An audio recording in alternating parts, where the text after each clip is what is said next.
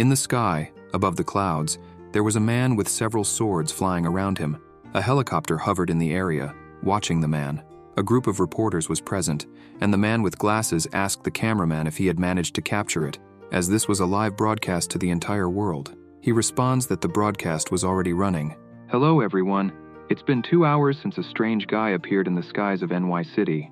The individual with long hair is wearing odd clothes and has a piercing gaze, like that of a demon.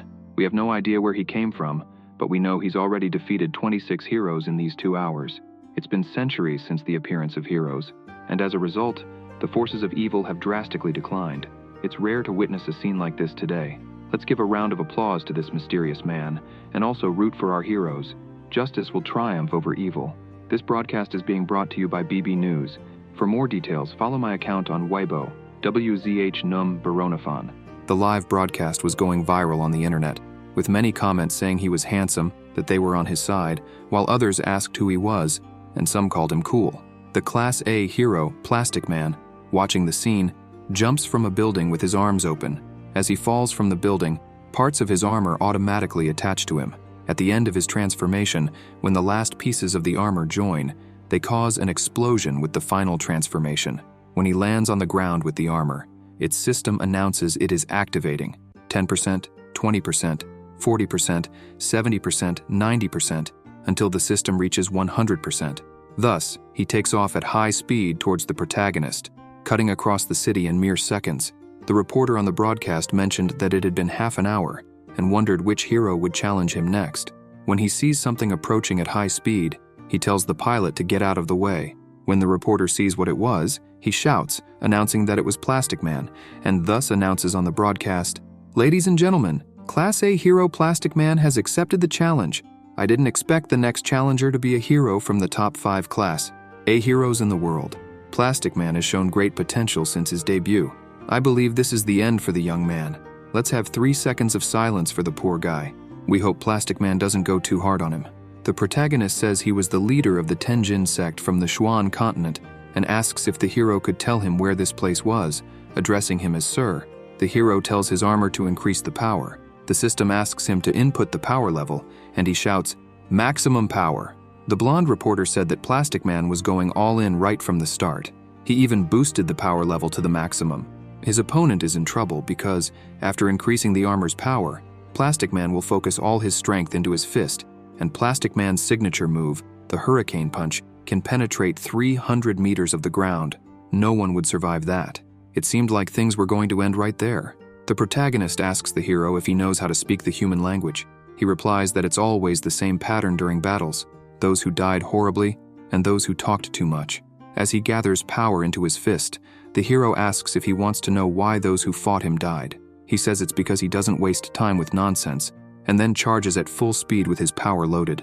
As he gets close, the protagonist replies that he talks too much, and slaps Plastic Man across the face, destroying his helmet. The hero starts to fall unconscious. The leader of the Tenjin sect sighs and says he was just asking for directions because they were all seeking death. The reporter with glasses, in shock, begins to stutter and says that Plastic Man has lost. When he snaps out of it, he announces on the broadcast, "Quick, someone call an ambulance, fast." Plastic Man fell. He is very powerful, so powerful that he defeated Plastic Man with a single blow. Ladies and gentlemen, our peaceful lives have come to an end. The strongest villain in the world has emerged. A few centuries ago, the Earth was still shrouded in darkness. A bunch of eccentrics, monsters, and evil scientists appeared in the world, enraged. They ended up causing destructions all over the planet until the emergence of their heroes. Thanks to their great willpower, the heroes were able to defeat the villains. 11 years had passed, the world was finally at peace, and the heroes out of the spotlight. The remaining monsters had become the heroes' pets. There were even heroes who needed to work to stay alive. The cameraman shouts at the reporter to stop the damn narration and points his finger asking if that was who he thought it was. The reporter shouts to the broadcast, "Ladies and gentlemen, the Class S hero Macho Man has appeared. He is a Class S hero. Class S heroes hardly appear. Since one has appeared, the fight should be very interesting. I never thought I would have the chance to meet such an honored hero. I am ecstatic to witness everything from the front row." Thus, the cameraman yells at him to stop the narration as he was blocking the camera. The protagonist looks at Macho Man and thinks that another one had appeared. The Class S hero says he always follows his principle of never wasting time talking nonsense during fights, so he would go straight to the point and says he would be no match for him, and says he recognized his strength after defeating Plastic Man, but they were in completely different dimensions, and if he agreed to become his pet, his rank would go up, and that would save a lot of trouble. The reporter announced, screaming, "Did you hear that, folks? Macho Man offered him an invitation just like that. It seems that Macho Man does not plan to attack, but to turn him into his pet. We'll see what the boy's decision will be. If he accepts, Macho Man's rank will rise considerably." The protagonist questions him and says he was afraid he had to inform him that he was not interested in men. The hero, with a serious look, responds that his decision was not smart at all. Thus, he begins to emit a murderous intent, leaving the reporter shocked. He said to the broadcast, "The boy refused Macho Man's offer, and that seems to have enraged him." This is the aura emitted by Macho Man. It's so strong that it doesn't even allow the helicopter to get close. The Class S hero tells the protagonist that he was not one of the smartest, and that it could have been resolved easily. He asks what he was planning. Macho Man says he would beat him until he gave in and thus rushes towards the protagonist at high speed, throwing a punch. He dodges the hero's blow with ease and counterattacks, punching him right in the stomach, sinking his hand into his belly, making him vomit and throwing him far away. The hero, flying away, ends up hitting the helicopter's propeller, thus causing a small explosion. The hero falls towards the city, hitting a building and falling unconscious. The protagonist, with a strange face and his fist clenched, says that there are always people with weird hobbies, no matter the world, and so he walks away. The blonde reporter, falling with his parachute, said to the broadcast, "Ladies and gentlemen, we couldn't capture anything from just now. Our helicopter was destroyed and the boy disappeared from sight, but what happened, and where did Macho Man end up?" 2 months later, the protagonist cultivated on the edge of a cliff high in the mountains. His name was Yansen, and he was 2,603 years old that year, a cultivator from the continent Xuan. It had been 2 months since he unexpectedly finished. He learned more about that place. That world was called Earth, a blue-green sphere. Despite a small world, it contained 10 times more inhabitants than the continent Xuan. People there could fly without using swords. It was intriguing. They also did not need any magical apparatus to move quickly. He heard they call these things planes and cars. The women there showed their legs, and he says it's a good thing the spiritual energy there was dense. He wouldn't know how he would tolerate living in that world. In a forest, an injured girl, all bandaged up, was in pain, while her younger friend told her to hold on just a little longer, as the bleeding was almost stopping. The older girl thanks her. The blonde says they were classmates. There was no need for thanks, and says they would be safe once they crossed the gorge. Walking a bit further, she sees on a wall Celestial Connection Tower. She asks if it was a tourist spot. The name was giving her secondhand embarrassment, and continues walking until she finds a hot spring. She tells her senior that they would rest a bit. The injured senior sighs and says she understood. The blonde says she would look for something to eat and tells her to wait there. The senior asks her to be careful, and she replies that she could leave it to her. The injured girl notices that, when she put her foot in the spring, her wounds had disappeared and says that the spring could heal wounds. She looks around and thinks it was a pretty desolate place. There shouldn't be anyone nearby, and thus, she begins to undress to take a bath. Yansen was bathing in the hot spring without a care. The senior, with no clothes on the edge of the spring, wondered why there was a hot spring there if there were no volcanoes nearby. It was very strange, and it could even heal injuries, and so she begins to back away in the hot spring when she bumps into Yansen. They both turn around quickly. The protagonist, annoyed, loudly asks who she was and tells her to disappear from there, throwing some stones in his hand, leaving her blushing and without reaction. Her blonde friend comes running and asking what had happened. Yansen stands up, going toward the senior, who, embarrassed, asks who he was and what he planned to do. The protagonist calls her Miss and says he would not question how she managed to get there and would not delve into that matter, and asks her to leave that place immediately after finishing her bath. The younger friend arrives asking who he thought he was to send them away. Yansen begins to dress and asks if they hadn't noticed the words on the rock wall before entering there, and says that it was his home and they were invading. The blonde, embarrassed, says that it was his home then, and says they thought it was a tourist spot. He, fixing the collars of his clothes, says that now that they were aware. The senior, with a serious face, asks Xiao Ying to grab her clothes that they would leave. She replies that she understood. She asks the senior why the rush and says they could ask him to let them rest there a bit longer, as she didn't think the protagonist was a bad person, and says he wouldn't do anything to them. He just dressed and spoke strangely. The senior replies that he wouldn't help them, and it would be very shameless on their part. Suddenly, a helicopter was heading their direction. Yansen, with his eyes closed, notices. When the blonde girl asks what that sound was coming their way, the reporter appears screaming that they had found him and begins to announce, "A month ago, an unknown man appeared in the skies of NY City. We had lost track of him after he defeated 10 heroes, and today we found him in this canyon. Who will be the next to challenge him?" The blonde reporter asks the hero if he had said everything right and calls him Steel Beetle. He replies that it was perfect, and while he portrayed him as a powerful opponent, he would become invincible in the eyes of the people after defeating him. The reporter asks if they were waiting for his team. He says it wasn't necessary, as he would face him alone, and so he jumps from the plane, landing in style on the ground, causing cracks. The blonde thinks he was a professional hero, and thus starts running to the hero saying they were saved. The senior holds her hand and tells her not to get close to them, and asks if she wasn't seeing that they were preparing to fight, and says the hero was Steel Beetle, one among the top 10 in the world, and asks what a hero of that caliber was challenging that guy and wonders who he was. The hero, facing Yansen, says that after a month of searching, they finally found him. He admits that he was indeed powerful, having defeated Plastic Man and the others, but his arrogant attitude irritated him. He couldn't fly, but as long as the fight remained on the ground, he would easily defeat his enemies, and underestimating others would put him at a disadvantage. The protagonist tells him to be quiet. Steel Beetle says he could fly, but he would give him a 3-strike advantage if he promised it would be a fair fight on the ground. Yansen uses his Shunpo ability and quickly appears in front of the hero, landing a kick and knocking him to the ground, leaving him in disbelief. The protagonist, angrily, asks why they kept ignoring what others said, thus leaving everyone shocked and in disbelief. Steel Beetle, on his knees on the ground, starts coughing. The hidden blonde asks her senior if she saw that, as it was very fast. She thought that even if it was a sneak attack, that speed and power clearly surpassed a rank 7 hero, and she wondered where exactly he came from and why he had such strong superpowers. The blonde says that Yansen was very powerful and that perhaps he could win. The veteran responds that it was not certain.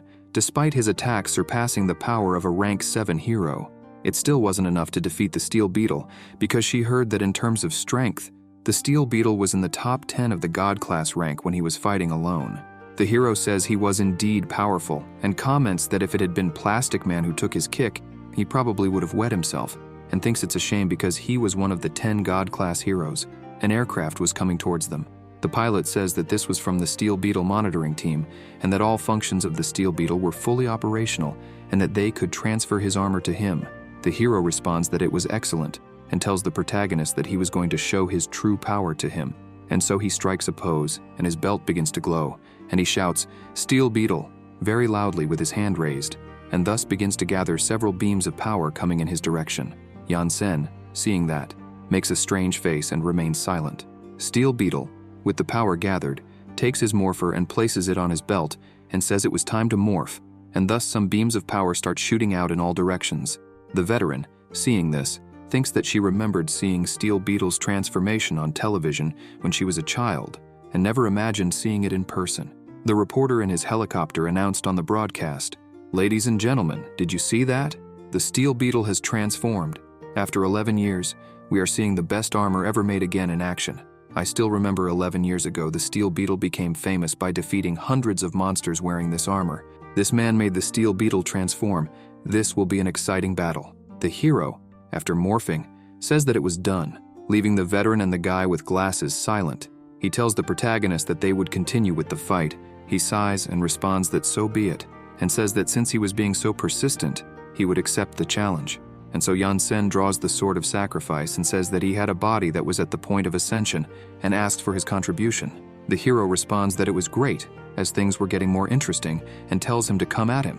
The protagonist responds as he wishes, and thus the two of them charge at each other, exchanging several blows at high speed, hardly able to see properly around the whole terrain. The hero Steel Beetle says that this was addictive and, laughing, says that he had finally found someone on his level and says he had never been so excited. When suddenly, Yansen uses his Shunpo, appearing behind the hero. Then he puts his hand on his head and throws him all the way to the ground, embedding Steel Beetle's head in the earth. The veteran, seeing that, remains silent. The hero gets up from the ground, while the reporter with glasses announced on the broadcast. All the viewers saw that. But what an interesting duel. It's a battle of pure emotion. They rose hundreds of meters in the air. This is definitely one of the best battles of the last 10 years. Steel Beetle, sweating coldly, thought and wondered what had happened, as he hadn't even seen what occurred, and he thought the person didn't look strong at all, yet he questioned why his aura made him shudder. The hero, fearful and with a trembling voice, said that he was Steel Beetle, the man with the most powerful armor known to man. No one could scare him. Thus, he began to gather his energy, creating several rays around him, loudly declaring that he would make him experience his legendary ability, and used his plasma cannon ability towards the protagonist. The veteran, hidden among the rocks, put her hand on her face and held onto the rocks, as the power of the plasma cannon was very strong. The protagonist, unreactive, stood still without worry. The hero activated the maximum power of his cannon, yet Yansen stood still and used his chi sword protection, defending the blow easily without taking any damage. Steel Beetle, shocked and disbelieving, asked how he managed to stop that. The blonde asked her older friend if that had been Steel Beetle's ultimate attack. She just nodded while staying focused on his fights, and wondered if it was possible that this young man could defeat the hero, and thought that stopping the plasma cannon had put Steel Beetle in a tough spot, as he had nothing left to do to defeat him, and thus said that after the protagonist defeated the hero, he would become a sensation all over the world. Steel Beetle said that since they had come to that, he began to gather his power around him, causing a strange air in that region, alerting others. Xiao Ying asked what the hero was planning to do. His ship's pilot loudly said that it was dangerous and asked him to stop that right now, as that move was still in the testing phase and had uncontrollable strength, and his body could not withstand it. The hero, gathering energy in his morpher, responded that no, because he needed to defeat that arrogant bastard and would make him understand that this world belonged to the heroes and that, in that world, heroes were invincible. The reporter in his helicopter said to his broadcast, "Dear viewers, the battle has reached its climax and both sides continue with everything. What is Steel Beetle doing? He is emitting a yellow light.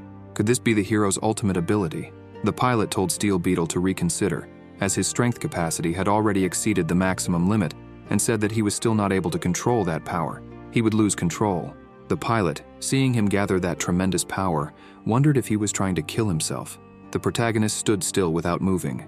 The hero said that the move was still in the testing phase and said that he would use it in the fight against Rainbow Man and did not imagine that he would have to use it there, and said that he would be his test subject and told him not to worry because he was powerful and would spare his life, and thus used the plasma burst towards the protagonist.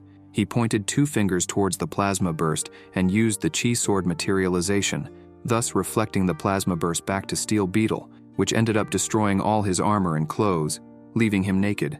With the power of the plasma burst, a great pressure was caused, making him fly and be thrown very far away. The 2 friends were shocked and wondered what had just happened. The reporter couldn't believe what had occurred. Yansen said his opponent was too weak. In the northern hemisphere, in a city, several people gathered wondering who that person was and how he had fallen from the sky, while others commented that he resembled Steel Beetle quite a bit. A woman with her boyfriend asked if he wasn't in the middle of a duel just earlier. The hero, lying on the ground looking at the sky, said he had lost. At dusk, in the forest, the protagonist was on top of a rock, cultivating with his sword. Nearby, the 2 girls were around a campfire roasting fish to eat, and they wondered what was wrong with him, as he had been sitting there almost an entire day, without eating or saying anything, and asked if he wasn't hungry. They agreed to give him some of their food.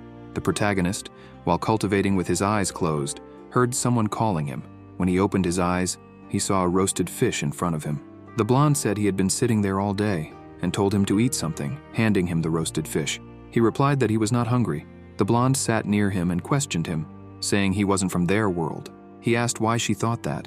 She asked if she needed to say, because with his strength, he could do whatever he wanted with her world, and nobody had any idea who he was. And, despite his powers, this only proved he wasn't from there. Curious, she asked where exactly he came from, and how he became so strong. He sighed and said his name was Yansen, a cultivator originally from the Xuan continent.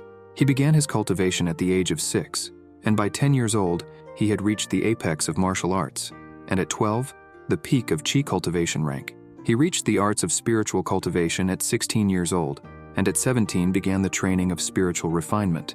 Before even becoming an adult, he had built a foundation for the path of coalescence, became a celestial ruler in less than 100 years, having become a celestial deity. He continued his path to transform into a golden deity, and then a meta-deity. He completed the path that people couldn't even with centuries or millions of years, in just a few hundred years of his life. In his old age, he became the patriarch of the sect, passed on his knowledge of martial arts and the path to becoming a deity to the sect, until one day he felt a change in the celestial plane, realized he had reached the highest rank within the celestial limits, the imperial deity, and so that the sect could continue and achieve limitless forms of refinement, he chose to cultivate in isolation. He never would have imagined that there would be no change despite his long period of seclusion. While in isolation, hostile forces led by the Koyu sect came to steal the precious treasure of his sect, the Halbert Sky Tremor, and also completely eradicate his sect. Remembering the tragedy of his sect, the people from the Koyu sect were ordering to kill everyone, while the people from the protagonist's sect were telling them not to panic and to maintain formation. The cultivators from the Koyu sect told their leader that the central formation had been destroyed. The leader ordered everyone in his sect to leave no one alive, and in one night, the skies were dyed crimson. They humiliated his disciples and murdered every member of his sect. Amid the massacre, people begged him to save them. Yansen's disciples were killed, and their bodies hung on the gates of their sects and also exposed to the sun for 300 years. When he returned from his isolation to reassume his place in the world, although continuing only as a semi-imperial deity, it was enough to be considered an invincible existence. With the image of the dilapidated gate of his sect and the bones scattered on the ground, he could not suppress the flaming fury within his heart. With the raising of one of his hands, he annihilated half the celestial population. The brutality of his revenge resulted in an attack by the alliance of the Divine Kingdom with the demonic clan. They had loudly announced that he would be executed in a rural area. In the end, they only managed to seal him in the deity confinement tower, which cost them 5 of their 5 most powerful cultivators, 100 transcendental deities, and the lives of hundreds of meta-deities, and thus they threw him into a dimensional rift, still within the deity tower, to ensure that he would never be able to return for all eternity. And as soon as he woke up, he was in that unknown world. Yansen, after telling his story to Xiao Ying, asked her if there was a problem. She replied that his little story was absurd, but she kind of liked it. The veteran, sitting on the other side, asked what he planned to do from now on. The protagonist replied that his original plan was to rebuild his sect while waiting for the recovery of his spiritual energy. He would open the celestial dimensional gates and return to the celestial realm. However, that world was more complicated than he imagined. The veteran asked what he meant by complicated. He said that this world had something called technology, and there was no place for deities there. She was speechless. The blonde said that was where he was mistaken and stated that this world needed someone powerful like him. Yansen asked if she was serious. She responded by asking why she would lie and said they were students at Jiazia, the Academy for Superhumans. If he was interested, he should visit their school and become one of the instructors. She asked if he didn't want to recreate his sect, as they could help him understand that world. The protagonist pondered, looking at that, and the blonde said that Sister Mung Chi's father was the director of the academy. She would help with the entry procedures, and said he didn't need to decide now, and that he could think about the matter. Yansen said there was nothing to consider, as he would go. Xiao Ying said he had already decided, as she was thinking of various ways to try to convince him. Mung said that, by the way, he had defeated 2 major superheroes consecutively, and recommended that he change his style of dressing, as reporters would not leave him alone if he walked around like that. The protagonist wondered if he had to change his style while looking at his clothes. Xiao Ying stood up and declared it decided, as classes would start in 2 weeks, and she asked him not to forget to submit the entrance application, adding that they would wait for him at the academy. 2 weeks later, Yansen, on the train, thought that to recreate his sect, he would go to Jiajia, the Academy for Superhumans, to become an instructor. The train driver announced over the speakers, "The train is heading to the Superhuman Academy Jiajia. Please remember to keep your belongings close to you." The protagonist, having lived for thousands of years, never imagined he would set foot in a school again. Although he had been informed that he would teach the ways of cultivation, he had no idea where to begin due to the concepts of that world. The train stopped at a station, and a school-uniformed girl entered. Looking at the protagonist, he thought he was a strange guy. Looking at her, he commented that she was a charming young lady when he noticed she had a bit of spiritual energy within her.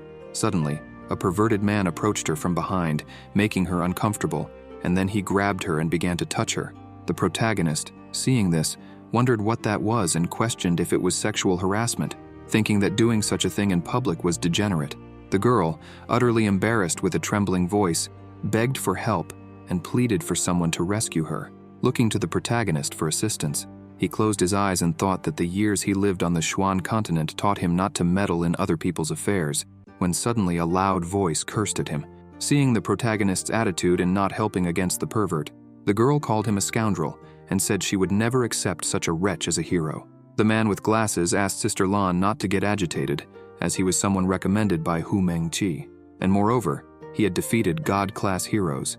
She replied that she didn't care, and argued that thinking he wanted a hero license, and also wanted to teach at the academy with that kind of attitude, he would only enter over her dead body, and said that with unemployment rates so high, there was an 80% chance that someone was supporting him. All the news of him defeating God-class heroes must be pure nonsense. She angrily said she refused to believe that that wretch was capable of such things. The man with long hair and glasses said it couldn't be. She responded that there was no lie in what she said, and those God-class heroes would take any job, from unclogging toilets to spending money to spread fake news, would be something easy for him to do. The man said he was still recommended by Hu Mengqi, and that could end up causing problems for them. Sister Lan said she recommended anyone. She had lost count of how many times that had already happened, and they didn't even know his true capabilities. The chances of letting him in through the back door were out of the question, and so she grabbed the walkie-talkie and ordered them to teach him a lesson. The man playing the role of the pervert spat on the protagonist's boot, angering him. The man and woman watching the broadcast wondered if he had gotten angry and asked him to show what he was truly capable of. Sister Lan, with a sarcastic smile, said things were about to get serious after all. They were dealing with someone who had defeated God-class heroes. The protagonist stood up and walked towards the actor, confronted him, and spat back as the train stopped at the station, and he got off, leaving everyone else stunned. Seeing this scene, Sister Lan became furious, rolled up the sleeves of her shirt, and shouted loudly that she would finish off that scoundrel, saying it was the first time she had seen a superpower user act that way. The man with glasses told her to calm down because he had connections with the director's daughter. Irritated, she slapped the man with glasses, telling him to get lost, questioning if he had gotten in through connections and saying he was the type she hated the most, and today nobody would be able to stop her. Angrily shouting, she said if she didn't finish him off, she would retire and find a husband. The man with glasses, frightened, said she was going after the guy, and that meant he was done for because she was Lan Chi-Chi, a God-class hero ranked number 7, and if he didn't want to show what he was capable of, she would test him herself. The man with glasses said it wouldn't end well. He needed to think of a way to stop her, as that woman was uncontrollable when angry. The actor, pretending to be the pervert on the train, cried and said with a trembling voice that it was clear she was a woman, so there was no need to treat her that way. The girl comforted her, asking her to calm down because it was okay and that she would console her. Over the train speakers, the man with glasses told the two to stop chattering because Sister Lan was furious. She had gone after the guy to start a fight, and they needed to stop her, or they would be in trouble, possibly even losing their jobs. The girl asked if Sister Lan was in charge, and commented that she had even felt a shiver down her spine. The actress posing as a man asked what they could do. He replied that he would look for the guy, and that the two of them should stop Lan Chi-Chi, and then he ran off saying he had to hurry. They would split up and resolve the matter, and so he used his lung capacity enhancement power and ran at high speed. As Yansen walked, he commented that he had the feeling someone had been watching him for some time. Looking around, he thought the atmosphere meant another fight was coming. When the man with glasses appeared, shouting and asking him to wait a moment, arriving breathless, he said he had finally caught up to him. The protagonist asked if he was speaking to him, and he replied yes, started talking very fast and stuttering, and at the end, said that was a summary of things, and asked if he had understood. With a confused face, he replied that he hadn't understood a single word he said, and that if it wasn't something important, he was leaving. The man with glasses asked why he couldn't understand and said there was no help for it. He would repeat. Yansen placed his hand on the head of the man with glasses, who, startled, asked what that was when he noticed he had fully recovered and asked if Yansen had a healing ability. Yansen replied that if he were a healing user, then defeating Sister Lan would be an impossible task for him because her ability was perfectly suited for combat, and he asked the protagonist to let him explain again. Yansen said it wasn't necessary because he knew what was happening and commented that there indeed had been someone watching him for some time. The technology of that world was truly incredible. He hadn't felt any fluctuation in spiritual energy. The man with long hair asked if he could also read minds and commented on how someone could be blessed with so many abilities. Yansen replied that it was known as the soul probing technique. He also injected some spiritual energy into him.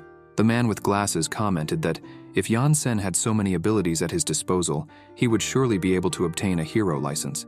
The problem was that Sister Lan was not at all accommodating and asked what he thought about taking another path. The protagonist asked why, since the young woman promised him that she would make him one of the academy's instructors, and that would be the first step towards re-establishing his sect. The man with glasses explained that without a hero license, he couldn't become an instructor at the academy, and was sure that he would get the license when someone else was in charge. Then, he stopped in front of the protagonist, pleading. Yansen responded that it was okay, and that he would take another path. The man with glasses, excited, asked if he was serious, and thanked him. Suddenly, Lan Chi used her ground-stomping ability, causing a huge explosion in front of them. The man with glasses wondered what had happened. She replied that she had heard everything, and affirmed that he would never get a hero license. The man with long hair was incredulous, wondering how she had gotten there so quickly. Behind Sister Lan, the girls arrived.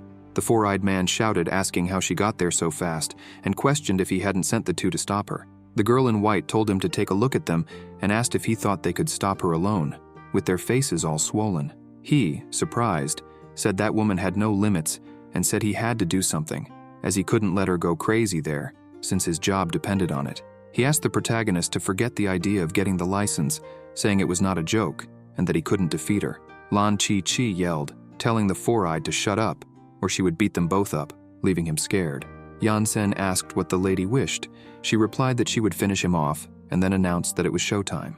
She made a gesture with both hands saying transformation, and the power of the stars began to come towards her and envelop her body, transforming into a pink suit, changing her hair color to blonde, and giving her a heart-shaped magic wand. The protagonist, confused, asked what kind of technique that was.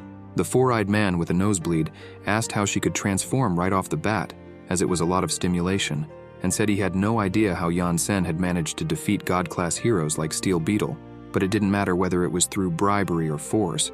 The person in front of him was on another level. He then ran off, saying he had said all he needed to. Yansen, confused, asked what was so special about her, as he couldn't perceive any difference in her compared to previous heroes.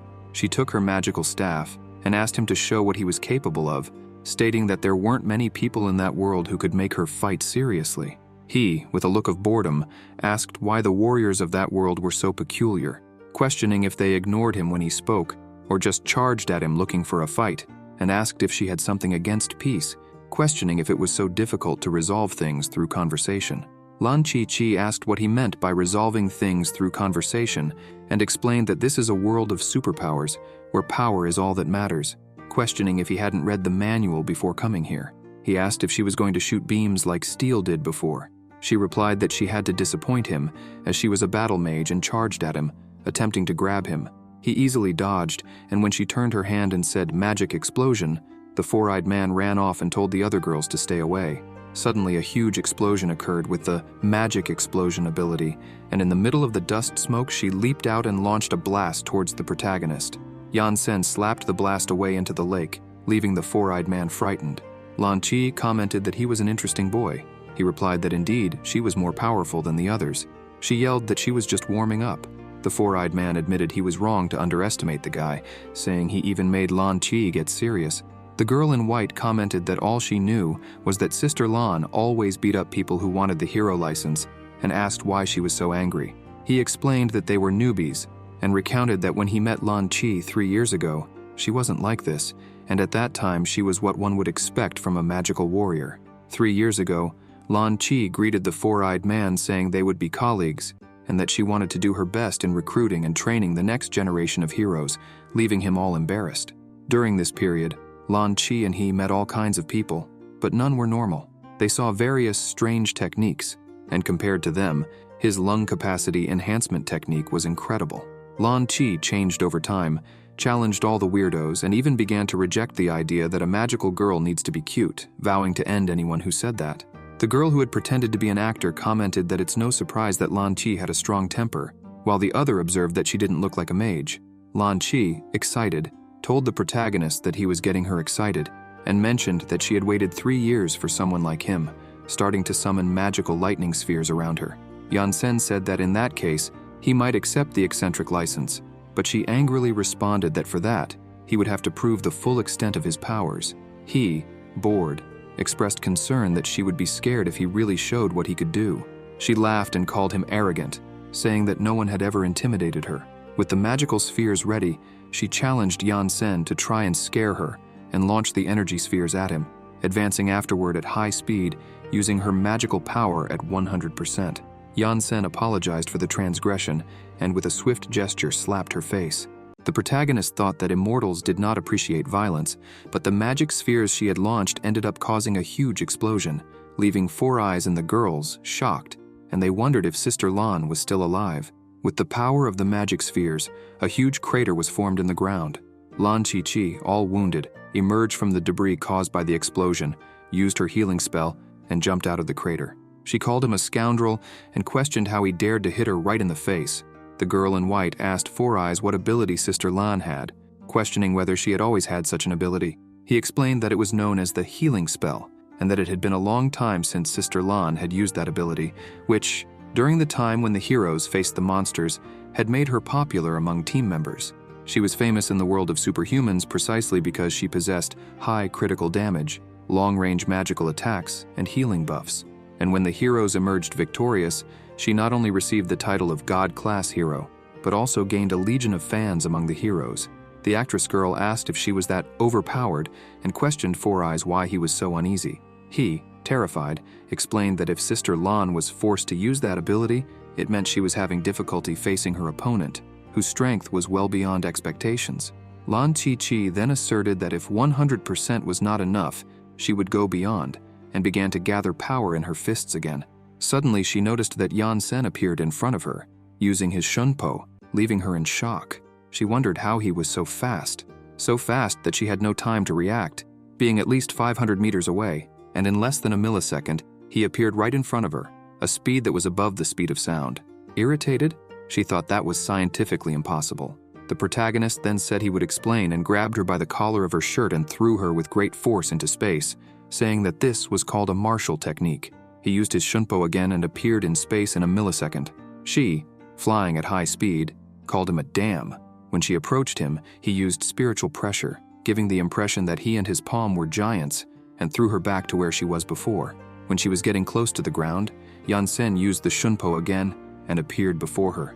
The heroine realized this and turned her fists, using her magical power, exceeding it by 500%. As soon as her power collided with the ground, it caused a huge, gigantic explosion of magical energy, leaving Four Eyes and the girls terrified. Lan Chi-Chi fell to the ground, rolling several times. When she stopped, she was completely out of breath, saying she had made a mistake, as he had disappeared in the blink of an eye. The protagonist had used his shunpo again to appear in space, and thus he stated that this was only 1,000th of his spiritual energy, and launched a two-finger slash toward her, cutting everything in its path and creating a massive hole straight through, slicing the lake and the ground, startling Four Eyes and the girls. They said they would be dead if that attack had been intentional. The heroine, with her trembling and terrified voice, called him a wretched scoundrel. The protagonist returned from space, asking if he had scared her. She stood up and yelled that she wasn't scared, saying something like that wouldn't frighten her, and called him a jerk, leaving Yansen confused. Four Eyes asked Sister Lan to stop fighting, as that young man was on a monstrously different level. Angrily, she responded by shouting that she wasn't in the mood, and that the world was peaceful today thanks to their determination. She questioned him whether he wanted her to admit defeat, and said she would only admit it over her dead body. Trembling with rage, she said that if 500% wasn't enough, she would use 600%, and if that didn't work, she would use 1,000%. She would not lose, as her determination was unbeatable, and thus she said they would go back to the fight, her fist clenched to strike a blow. The protagonist extended his hand, telling her to stop, and commented that it was okay to be temperamental, but he had passed that phase a long time ago. He explained that where he came from, it was common sense to attack in a group or flee as soon as possible when facing a more powerful opponent. He told her to understand that blind determination wouldn't help in the vast difference in powers, and if they were on the Zhuan continent, she would probably be dead within a few hours. The heroine replied that this was not his world, but Earth. He then mentioned that since his foundation stage was not enough to convince her, he supposed there was no choice but to show his true strength. Everyone around, shocked, began to ponder his true strength. Four Eyes thought that he didn't seem to have exerted much effort in launching that previous destructive attack, and wondered what would happen if he used all his true strength, fearing the damage it could cause. Lan Chi-Chi expressed that she would finally see him using all his strength. He replied that it would be just a small fraction of it, and with a bored expression, commented that, well, he thought he was going to develop a golden pill inside him. They questioned him about what that golden pill was. The girl in white asked the glasses guy what that golden pill was. He responded that it was probably some technique with some kind of golden explosion, and so he began to gather his spiritual energy, causing his ceiling tower to crack. The glasses guy asked what was happening and why it had darkened. Yansen told the heroine to prepare for what was coming. She asked what that electric current was. He replied that they were not electric currents. They were thunders of calamity, and told her not to worry, as there would be more. In Huaxia, at the Academy for Superhumans, Class 1, one of the students told the others to look through the windows as something was happening. A girl said that he looked like he was dying of fear. He said she would understand when she looked through the window. Mung, hearing this, became thoughtful. A girl looking out the window wondered what that was, and if the world was ending. The boy said they had seen that thing before, but this was the first time he had seen something so large. Suddenly, a gigantic lightning bolt descended from the sky, shocking everyone. A boy with glasses pointed with his finger, saying it looked like someone was inside the lightning. The short-haired girl responded and asked if he had gone mad, as even a god-class hero would die if hit by such a thing. Mung, annoyed, asked the young man if Sister Lan wasn't supposed to be in charge of today's license exam. He said yes, and asked if there was a problem for the class representative. She said it was likely that Sister Lan was facing Yansen at that very moment. Thus, she borrowed the equipment and took the ring from the boy's hand, and so she jumped from the high floors. The boy questioned her, saying that was his transformation equipment. She replied that it was an emergency, and she needed to rescue someone, and as she fell through the floors, she used the transformation. He asked who she was going to rescue. She replied that it was Sister Lan, and then flew off with a jetpack shaped like wings. On the other side, a rain of lightning and thunder fell toward them. Yansen said that this natural phenomenon was invoked when cultivators developed their own golden pills and ascended to immortality, and thus, the Calamity Thunder was also known as the Calamity Pill. He said that these thunders were 15 kilometers long, and each could burn 37 million acres. There were 99,999 thunders every 6 seconds. Thus, he said the golden pill would be ready after a minute. The boy with glasses and the girls were frightened. They wondered why they were on their knees and said they couldn't move. The boy with glasses, trembling, said there were various kinds of powers in that world, but this was the first time he had experienced something of this sort. He said he could feel it would be his end if he raised his head.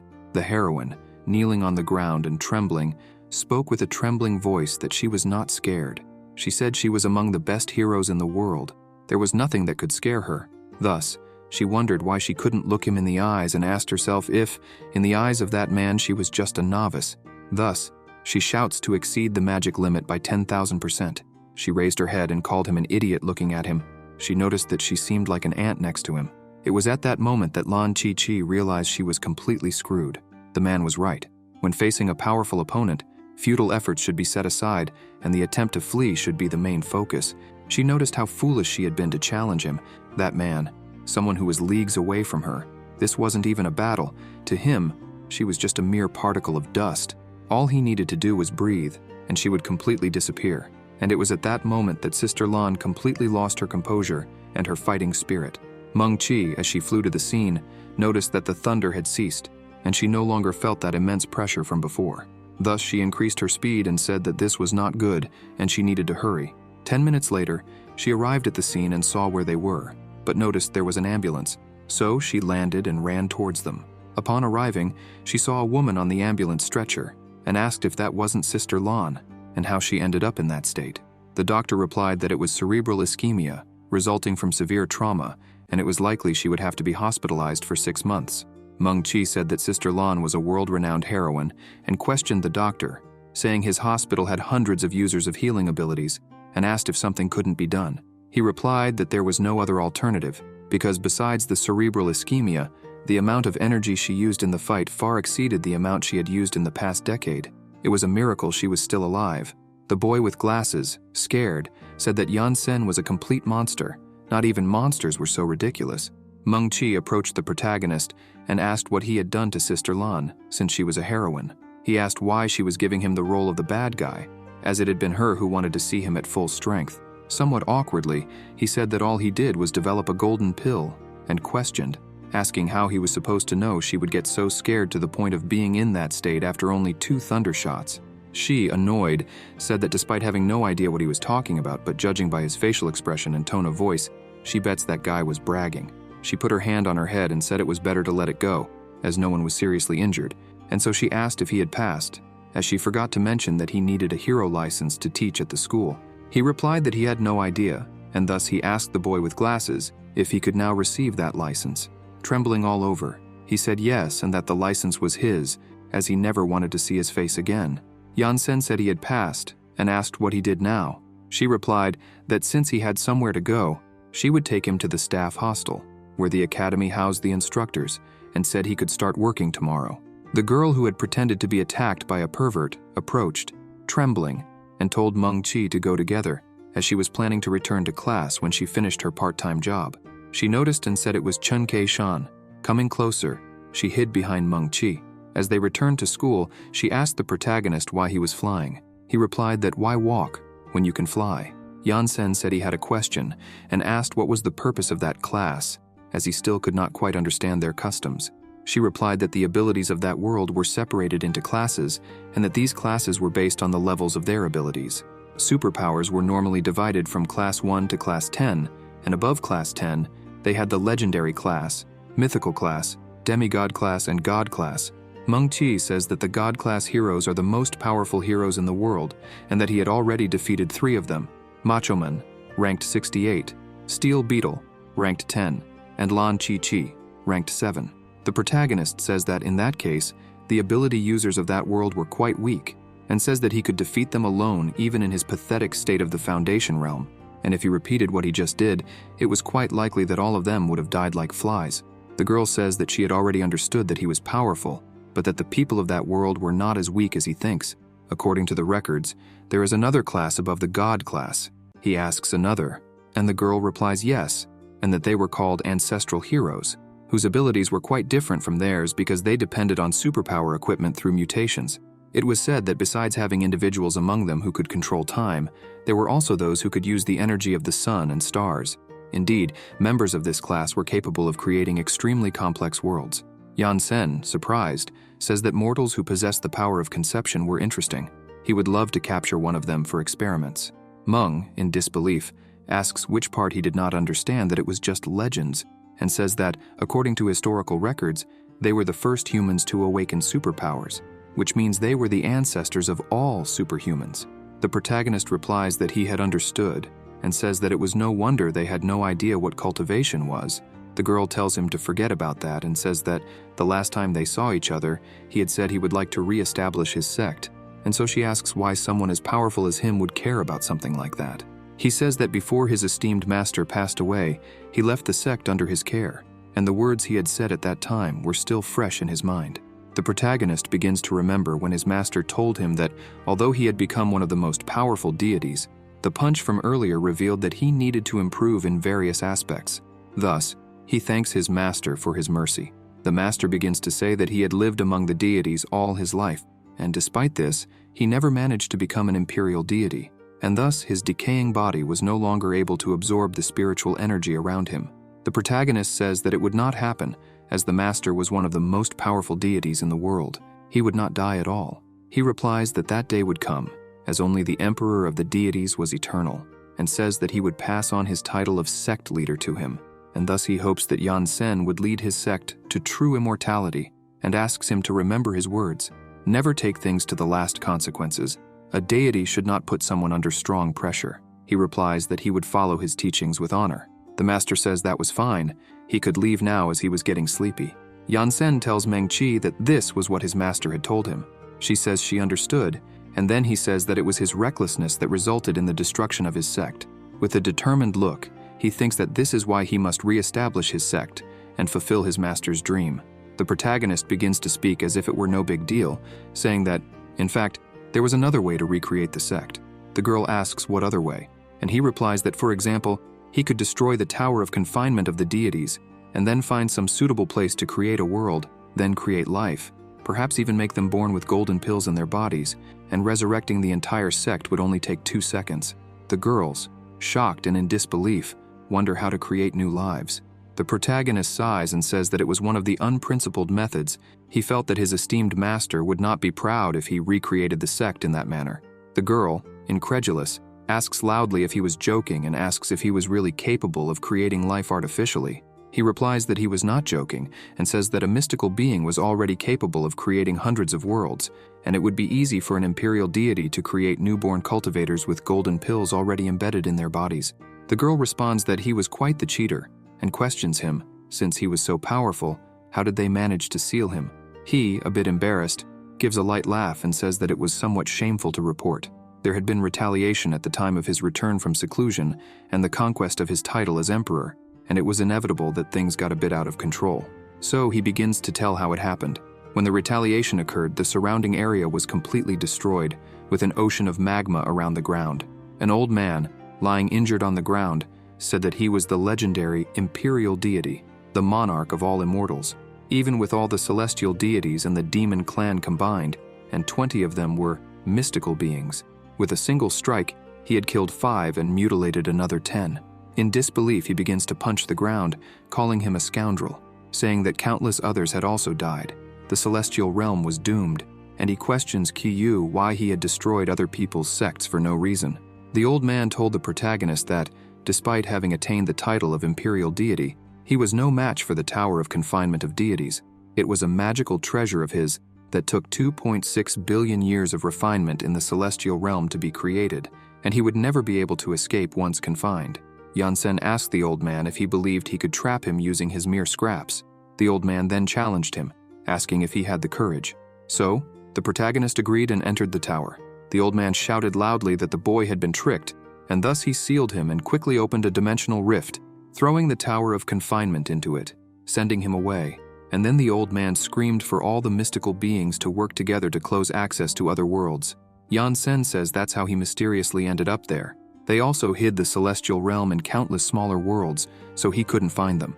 Irritated, he says that the old man dared to trick him, and that once he recovers his strength, he will show them they messed with the wrong person. The girls are left speechless after hearing that story. As they walked, Mung mentions that the school is just ahead, and that the instructor's dormitory is at the back of the academy. In front of the school, there were several reporters waiting. They said that in a few days, the academy would be holding graduation exams, and there would be several reports to be made. A man with a square haircut asks the woman if she thinks anyone would graduate that year. She replies that it's hard to say, as the examiner that year was the highest-ranked God-class hero, and no student had graduated in 6 years. Then, the man with the square haircut points with his finger, asking who the person coming was, and she says isn't that the man who sent the God-class hero flying straight to the northern hemisphere? The girl puts her hand on her head and says it's those kinds of people again, and tells the protagonist that she had already told him he needed to change the way he dresses. He, with his arms crossed, replies why he would do that, since he hadn't done anything wrong. In the blink of an eye, the reporters surround him and start interviewing him. Hello, I'd like to ask how you feel after defeating so many high-class heroes. When you first met Steel Beetle, what did you think of him? Do you feel any pressure when fighting God-class superheroes? The reporter with the square haircut says that currently he has 1 billion fans worldwide and asks if he would like to say something to them. Yansen, confused, wonders what fans are. The reporters continue with the questions. By the way, what's your name? Where are you from? He replies that his name is Yansen and that he's from the Xuan continent, also known as the Celestial Realm. The reporters continue the interview. Is your superpower some kind of physical enhancement? Why is it so powerful? He replies that it's not called a superpower, but an immortal technique, and so the barrage of questions continues. The girls, in disbelief, say that it's the first time they've seen someone so patient and mention that he has a great temperament. Suddenly, a group of people appears. When the reporter with the square haircut notices, he shouts that the Rainbow Rangers had appeared. The people were shocked to hear that the Rainbow Rangers were there, and everyone turned in astonishment. Yansen, confused, wonders, Rangers, what? People shouted that those were the top ranked in the world, the 5 God-class heroes. Red Ranger ranked 2nd God class, Blue Ranger ranked 3rd God class, Black Ranger ranked 4th God class, Pink Ranger ranked 5th God class, Yellow Ranger ranked 6th God class. The reporter with the square haircut says he's not dreaming and runs toward them, saying he'll be the first reporter to interview a top-tier hero. So the Red Ranger shouts to the others to start, and they begin to yell, Red bamboo, black bamboo, blue bamboo, pink bamboo, and yellow bamboo. We are the Rainbow Rangers. And then they strike poses. The girls and the protagonist feel secondhand embarrassment. The reporter with the square haircut comments that the Rainbow Rangers still remain quite peculiar. The red leader says that although things have changed, the rules remain the same. The reporter asks if the Rainbow Rangers came for the Superhuman Academy's graduation exams. He replies that yes, they would be the main examiners that year, and they eagerly awaited the new generation to take on their responsibilities and protect Earth. Mung comments that they gave a "protect the Earth" speech, but they had already eliminated all the powerful monsters and wonders if they came just to pass the time. She, irritated, says that she had seen this many times, but still feels secondhand embarrassment. The reporters asked if it was true that they would be the examiners, how powerful the monsters they captured this time were, what their powers were like, and if the students would be able to withstand 10 seconds of the exam. Yansen, confused, asks if they've gone mad and wonders what was wrong with the people of that world, as they all had strange aspects. The girl explains that he had only recently arrived in their world, so it was natural that he didn't know anything. Several years ago, all the heroes, including the Rainbow Rangers, Sister Lawn, Steel Beetle, and others, were the main characters of this world. They protected the world through willpower and an unbreakable spirit, always on the front lines whenever Earth faced danger. After the defeat of the Monster King, the world finally entered an era of peace. That's why they were so popular, and it was natural that the reporters were excited since the world was now at peace. But this brought some negative impacts. Many heroes found themselves with nothing to do after peace arrived. Some became otakus, while others began using their superpowers to work in the cities. However, the superheroes with combat powers were in a disadvantaged position, so to pass the time, they kept the remaining monsters as pets. Meanwhile, high-class heroes like Steel Beetle and the Rainbow Rangers continued to secretly compete. The Red Ranger told Steel Beetle that he had heard he had the best terrestrial armor, and asked if it was true. Steel Beetle replied, "Of course not. He was just a little more powerful than him, as heroes hated to lose, so this situation was common." Mung commented that over time, their world had become a place where the powerful were admired. The girl next to Mung said she never imagined they would be the examiners that year, and was sure they wouldn't pass. Mung replied that indeed, they hadn't even passed the mythical class exam, let alone the god class. The girl, crying with a trembling voice, said she would never graduate. The protagonist commented that the exam they were talking about seemed similar to the sect test in his world, which he found interesting. Mung explained that it was somewhat like that. He needed to pass the exam to graduate and then become a hero, and according to the rules of the Superhuman Union, students could only participate in the professional hero graduation exam when their superpowers were above level 10. The professional heroes used the monsters they kept as pets during the exam, and students who managed to defeat them would graduate. Mung mentioned that, in fact, her superpowers had long surpassed Class 10. The energy she released was roughly at the legendary class level, and yet she still couldn't graduate. He said it was strange, since her superpowers had already reached the minimum required. She replied that it was because the heroes were competing over students, and asked if he could imagine how far their battle had escalated. They were even fighting over students.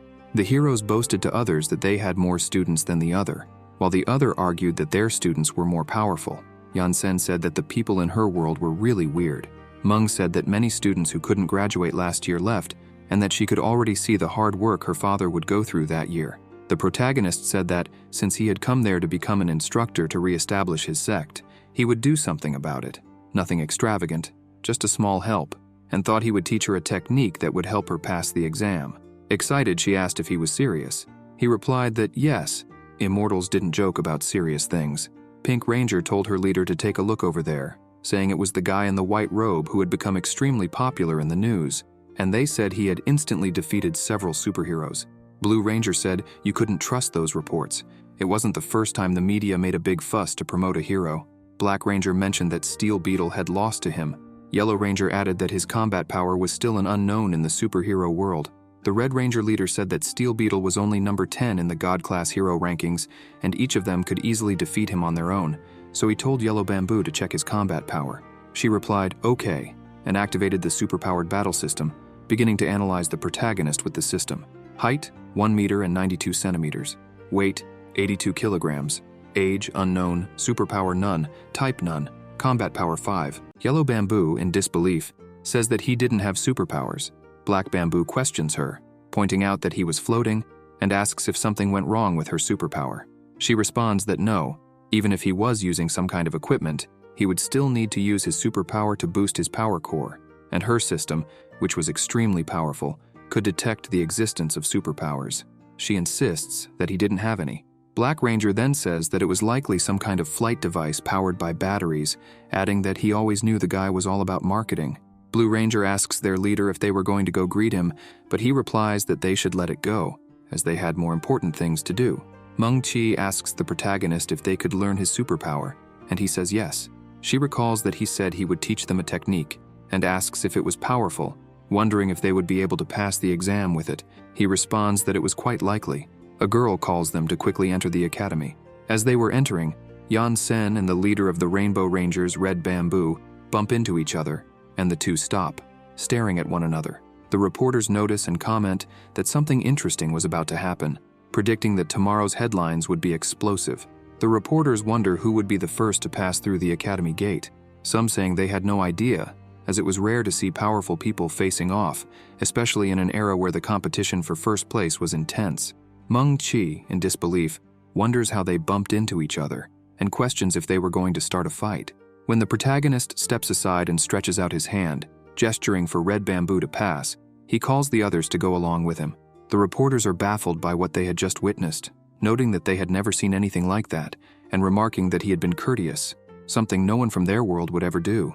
A reporter with a square haircut, shocked, says that if anyone showed courtesy to the Rainbow Rangers they knew would mock him, and so they conclude that these were not the Bamboos they were familiar with. The girl tells Yansen that she thought he was going to fight them, and he replies that their leader, Beetle, was really powerful. The girl becomes thoughtful, while the protagonist comments that the one in the red suit was the most powerful person he had encountered since arriving in this world.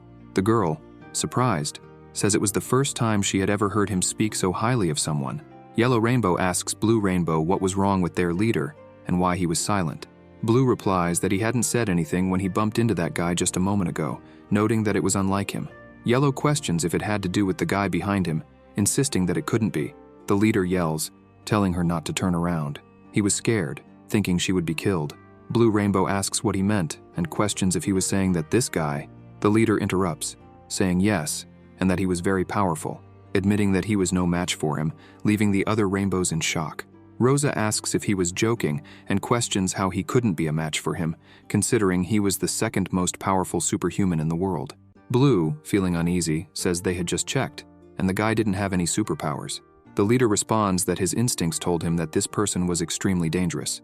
Red Rainbow, with a slight smile, says that numbers or superpowers, none of them could describe how powerful he was, and admits it was frustrating, but it was true that he couldn't defeat him.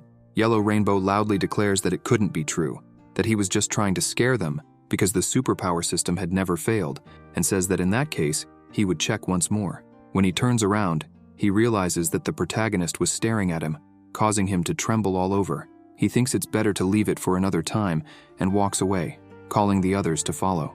Yansen remarks that the people of this world were quite hostile. It seemed they would need to learn some manners before they began their cultivation. Mung then takes the leader of the Yan sect to the instructor's dormitory, even explaining to him the rules and treatment for becoming an instructor hero in that world. Yan sect leader's first day of work would begin the following morning. The protagonist, inside his room while cultivating, hears his doorbell ring several times. Mung, at the door, asks if he's awake. He opens the door shortly after, saying that immortals don't sleep, and then remains silent. She then tells him two things. The first is about his hero license, saying that he successfully kicked Lan's sister out of her spot, making him the number 7 in the God class of superheroes. The other thing is about the controversial weakling hero, mentioning that his reputation had taken a nosedive as she shows him a newspaper with a photo of him giving way for Red Rainbow to pass, with the headline, "He chickened out," claiming his strength was pure fabrication. Yansen, seeing the newspaper, says it's no problem and tells her to let people say what they want, as he doesn't care about it. He then asks how many people were currently in the class. She responds that there were a total of 42, 22 men and 20 women. He opens his license and sees that it reads, God Class Number 7, Yansen, Man in the Black Cloak, and he thinks that title was strange. Mung tells him to be grateful for receiving a name and says it's his fault for not telling them what hero name he wanted right after passing the test. She comments that he was the only one on the planet to become one of the top 10 heroes in the God class without having to defeat the king of monsters and save the planet. The girl adds that she told their colleagues that the reports were fake and that should save him from a lot of explanations. She even mentions that she might be able to handle the noisy reporters, which would speed up the re-establishment of his sect. Yansen says it wasn't necessary because cultivators shouldn't be impetuous. He was prepared to take a few hundred years to re-establish his sect. The girl is speechless and tells him that his nonsense has gone too far, and she's heading to class. She informs him that she already spoke to the professor in the academy's office, so he wouldn't need to register before going to the classroom. In the superpowered class, the students were talking about whether they had heard that they got an awesome new teacher. The class representative said the reports were fake and that his superpowers could be learned. It was the first time Yansen had heard that superpowers could be learned. Ran Zihao, a combative student age 17 with the angry fire superpower, said it had been 10 years since he came to study in that damn place, and he still hadn't graduated. He hoped the new teacher would surprise him. His classmates said that with his superpower, he really thought he'd graduate just because of an extremely strong teacher. This year's exam would be administered by a God-class hero, Lan Bin, whose superpower was long-range ice combat. Also 17, he joined the academy at 6 and still hadn't graduated. Ran asks if he wants to die and calls him Four Eyes. Sun Xiaolu, with the wind superpower, also for long-range combat, also 17, entered the academy at 9 and still hadn't graduated either. She told the two to stop fighting, as their chances of graduating in this lifetime were nil. Anyone would do, as long as they had good looks, and so the class time arrives and the bell rings. The students, all seated, wonder if that man was their new teacher. Some said he was tall. Others said it was the first time one of the top 10 ranks of the God class came to teach there. The protagonist, in the classroom, introduces himself to the students and says his name is Yansen and that he would be their sect leader from now on. He says his presence means that everyone there has a chance to become cultivators, and he hopes that they can all set aside their worries and work hard to become true immortals. He then states that, as the first batch of disciples of the Tianshan sect, they would all learn the basics in their first class: manners, etiquette, and getting accustomed to the sect's rules. A week later, Zihao, a student from Class 1 of the superpowered group, thought that the mysterious teacher would give him hope of graduating, but he never imagined that the teacher would make them copy over 36,000 damn sect rules over the past week. He says he's already copied them over 200 times. He also said that, to train their minds, they would have to keep copying the rules. But that was nothing. Everything changed when he arrived there. That was their classroom, and that's how it looked afterward, and their uniform ended up like that. He's been enduring those things to train his mind. He's a teenager who received modern education, but this teacher has been blowing his mind since the first day of class. Everyone knows that the earth is round. It's what they were all taught. But still, on the first day, the teacher told them it was flat and divided into 2 layers where 2 types of people resided: mortals and immortals. The immortal world, immortals, and the mortal continent. He also mumbled a bunch of things that no one understood. Yansen explains that cultivation for immortals is divided into 4 stages. 1. Qi cultivation. 2. Spirit cultivation. 3. Spiritual refinement. 4. Deo coalescence. And then, the establishment of the foundation on the path to Deo coalescence. Immortals are also divided into 4 ranks: foundation establishment, celestial divinity, golden pill formation, golden divinity, nascent soul state, meta divinity, and spirit transmutation, which corresponds to transcendental divinity. Those above transcendental divinity are not called divinities, they are called mystical beings. A bald student wonders what Yan is talking about because he doesn't understand anything. Mung asks the protagonist what immortals are. He replies that immortals are those who can ascend to the heavens, descend to Hades, and destroy the world. This is immortality. Upon becoming an immortal, one would possess the longevity of heaven. He then asks the students why they cultivate.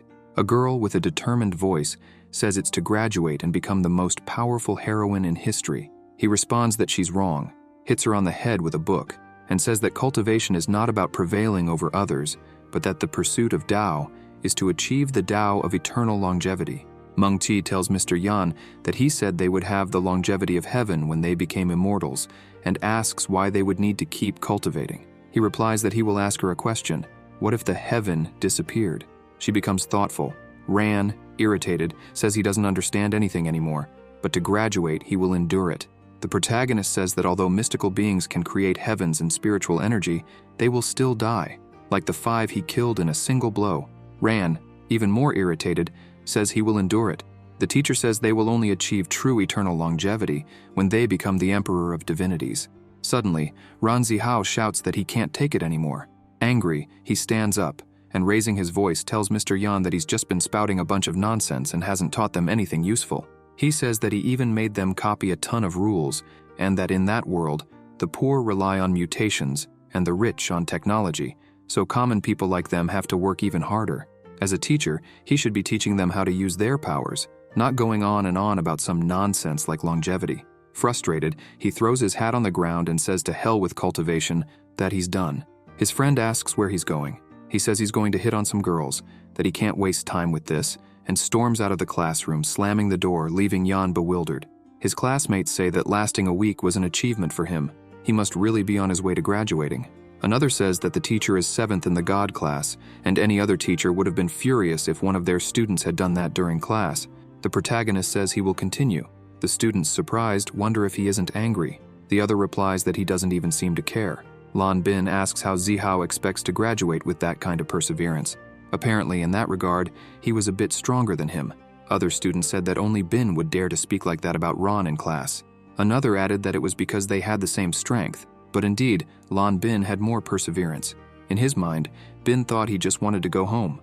Finally, the class ends, and the students say it's over at last. After the class, Mung tells the protagonist that the area at the back of the academy was a large, empty field for students and teachers to use their superpowers. She asks Yan not to be mad at Zihao's behavior, as he had been wanting to graduate for a long time. He responds that he wasn't mad, and explains that the success rate in cultivation also depended on luck, and he couldn't force anyone into it. The girl comments that it's no wonder he's so calm and asks if that place would work, and if the technique he mentioned was really powerful, and if it would really help her pass the exam. He reassures her that she didn't need to worry. It was a cultivation technique that any martial artist could use, the most compatible one for her, and it would definitely help her pass the exam. She then asks him to teach it to her quickly, since the exam was only a month away. He replies that first, she needed to feel spiritual energy. Ran Zihao, still irritated, was walking behind the academy, tossing a stone into the lake to vent his anger. As he walked away, he muttered that the teacher wasn't the number 7 of the God class, that it was all a lie, and that he was actually powerful. He continued, saying that the class representative had deceived him, and that he didn't need her to graduate. When he noticed 2 people in the distance, he wondered if that wasn't the class representative, and what she was doing in the field at the back with the teacher. He thought something strange was going on and decided to follow them. As he got closer to where they were, he hid behind a rock and wondered what they were doing. He overheard the girl saying it was difficult, and then she hugged Yan, saying she could feel the spiritual energy. Yan replies that the spiritual energy in her world was extraordinarily strong. Otherwise, normal people would take decades to feel it. The girl, seeing several lights, thinks she's glowing and says she didn't know something so miraculous existed in their world. She then asks the protagonist if spiritual energy is like air. He replies that many people believe it's the air that immortals use in the celestial realm, but in reality, it's life. He comments that the fool hiding couldn't feel the spiritual energy. Ran, hidden behind the rock, wonders why they're standing there doing nothing. Mung, with her eyes closed, tells the protagonist that she can feel the spiritual energy and asks what to do next. He instructs her to observe him. She, confused, turns to watch. Yansen, forming the yin and yang symbol with his arms, begins to explain to Mung that everything in the world contains yin and yang, and he tells her to use the Chi's ability to sense the changes of yin and yang within the spiritual energy, combine them, and they will become authentic life. As he brings his hands together with the yin and yang energies, he gives life to 2 yellow dragons. Ran Zihao, seeing that, exclaims, "Holy crap!" in disbelief, wondering what the heck that was. Mung, stammering, says she can see it. Yan replies that this was the form of spiritual energy when it comes to life. Ran trembles, still unable to believe it, thinking to himself what kind of superpower that was. He had never seen anything like it before. The protagonist begins gathering yin and yang energy at his fingertips. The girl asks what he's doing, and he responds that he's about to make fireworks. Then, with the energy gathered, he shoots it forward, releasing a giant burst of energy with 2 dragons swirling around it, which then circles the world in mere seconds. Ran, watching, asks what that thing that flew off was. The protagonist's fireworks explode, causing a massive blast. The explosion's pressure flings Mung away. The boy hiding behind the rocks grips them tightly to avoid being blown away. Mung, who had been thrown by the blast, calls out for help, and the teacher effortlessly stops her in midair, holding her with his energy. The boy, holding on for dear life against the force of the explosion, mutters that no normal person could pull off something like that. Meanwhile, the academy students fall to the ground, wondering what's happening and whether it's an earthquake. One of them shouts for everyone to look out the window, and they all gasp in shock, asking if that was a nuclear bomb, while Bin just says he wants to go home. Mung asks Yan if he's the devil, saying it's too much craziness. He replies, "As they say, the greater your chi capacity, the more powerful the destructive force." That was just a small fraction of his ability. The girl, trembling, asks if he could stop talking for a bit, as she was still trying to calm down. Ron, after witnessing the scene, remains in disbelief. Yansen explains that the key to the technique is that the person doesn't need to use their own spiritual energy, chi capacity, or their elixir field. Instead, it utilizes the life force of the external spiritual energy to release a massive amount of energy. The technique can be executed as long as the person's qi capacity can feel the spiritual energy and grasp the subtleties of yin and yang. After all the explanation, Mung says she still doesn't understand. He hands her a scroll and tells her to read it, saying she'll understand. Looking at the scroll, she reads in her mind, Dragon Formation Technique of Chi Capacity. She opens the scroll and begins to read, the supreme technique of cultivators. It doesn't require the person's internal spiritual energy. The power it releases can defeat anyone who is not an immortal. She turns to him and asks if this technique didn't use her stamina or spiritual energy, and if it was Yan who had developed such an absurd technique. He replies that he developed it when he was 6 years old. He had just been taken to the sect by his respected master and had to participate in the sect's internal disciple exam. He wasn't even in the chi cultivation stage, so he had no choice but to develop that absurd technique. She finally understands why his master never let him fight with full force. He was afraid Yan would end up killing someone. The protagonist reflects on this, while Ron is still in shock. The next day at the classroom door, Ran was on his knees with a flag on his back, apologizing to Yan and asking him to teach him how to cultivate. The students, seeing this, wondered what had gotten into him and why he was kneeling, while another said that he had just said yesterday that he couldn't take it anymore. Someone else remarked that they wouldn't be able to enter the classroom with him blocking the entrance. Irritated, Zihao shouted for them to stop with that nonsense and use the other door if they didn't want to be turned into toast. The frightened students called the others to leave, while he remained kneeling with his head bowed. He noticed there was still someone in front of him, and still annoyed, asked why they hadn't left yet, and if they wanted to become toast.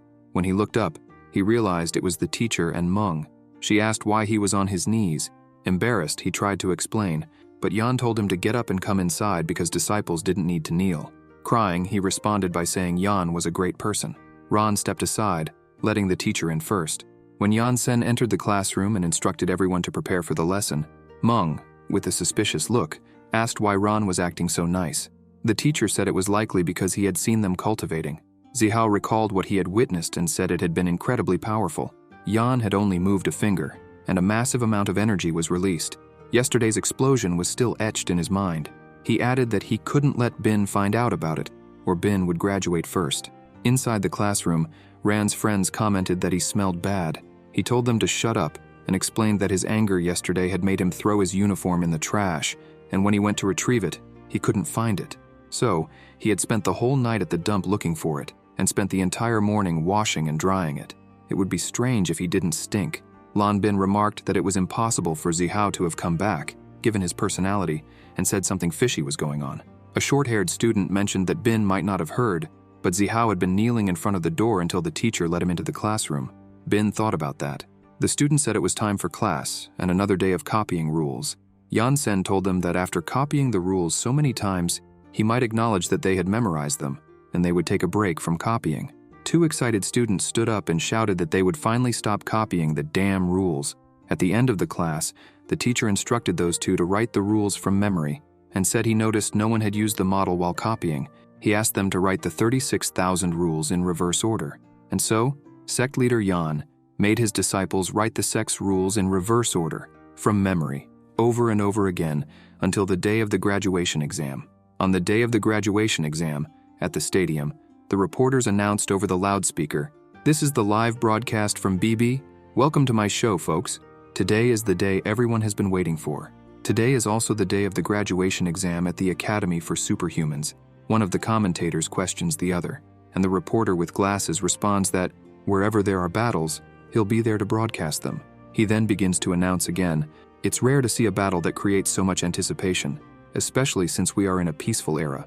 That's why, even if it's just students fighting, we won't miss the chance to show it.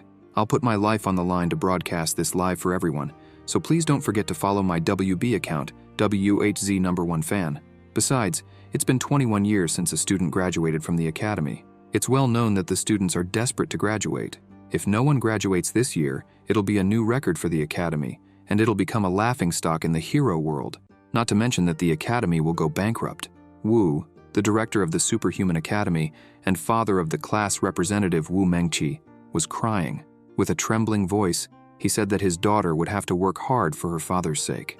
The reporter with glasses asks the commentator what he thought of this year's candidates and whether they had a chance.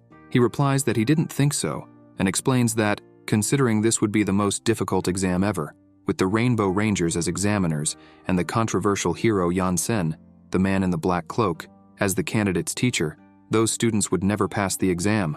The reporter with glasses says he understood and mentions that he saw the strength of the guy with his own eyes. He couldn't believe there were still people who thought Yansen was a fraud and says they were a bunch of idiots, adding that it was a good thing Yan came here. The commentator tells the reporter with glasses that if he wasn't mistaken, it was him who had broadcast Yansen, the man in the black cloak, during his debut. Then he asks him what he thought of Yan's strength and whether he believed it was all nonsense. The reporter responds by saying the commentator could believe whatever he wanted, but his job was to broadcast live. And with that, he says the exam was about to start and asks where the Rainbow Rangers were. Elsewhere, Red Rainbow, standing on a hill with a stopwatch, told the others to begin. Blue Rainbow then launched himself at Black Rainbow, delivering a flying kick, saying he had been looking forward to this. Black Rainbow countered with a kick to Blue Rainbow's stomach, throwing him upward, saying that even though they were all brothers, he wouldn't show mercy during their fight. He then used his flash ability, appearing behind Blue Bamboo and delivering a powerful punch, sending him crashing down. Then, Pink Bamboo appeared, using her firepower coverage ability, launching a set of bombs toward Black Bamboo. Black Rainbow dodged and kicked the rocket back at her with great force, leaving her in disbelief. Yellow Bamboo then used her healing and strength enhancement powers on Blue Bamboo, boosting his physical strength again. Blue Bamboo charged at Black Rainbow, delivering a heavy punch to him, but it had no effect. Black Rainbow stood still, arms crossed, not moving from his spot, and said that even with Yellow Bamboo's enhancement, his punch was still as soft as cotton. Blue Bamboo says that his power is physical enhancement. He can withstand even a nuclear bomb, but even though he's a tank, he wouldn't dare take a punch with enhancements. And yet, as a speed-type superpower user, he took one head-on.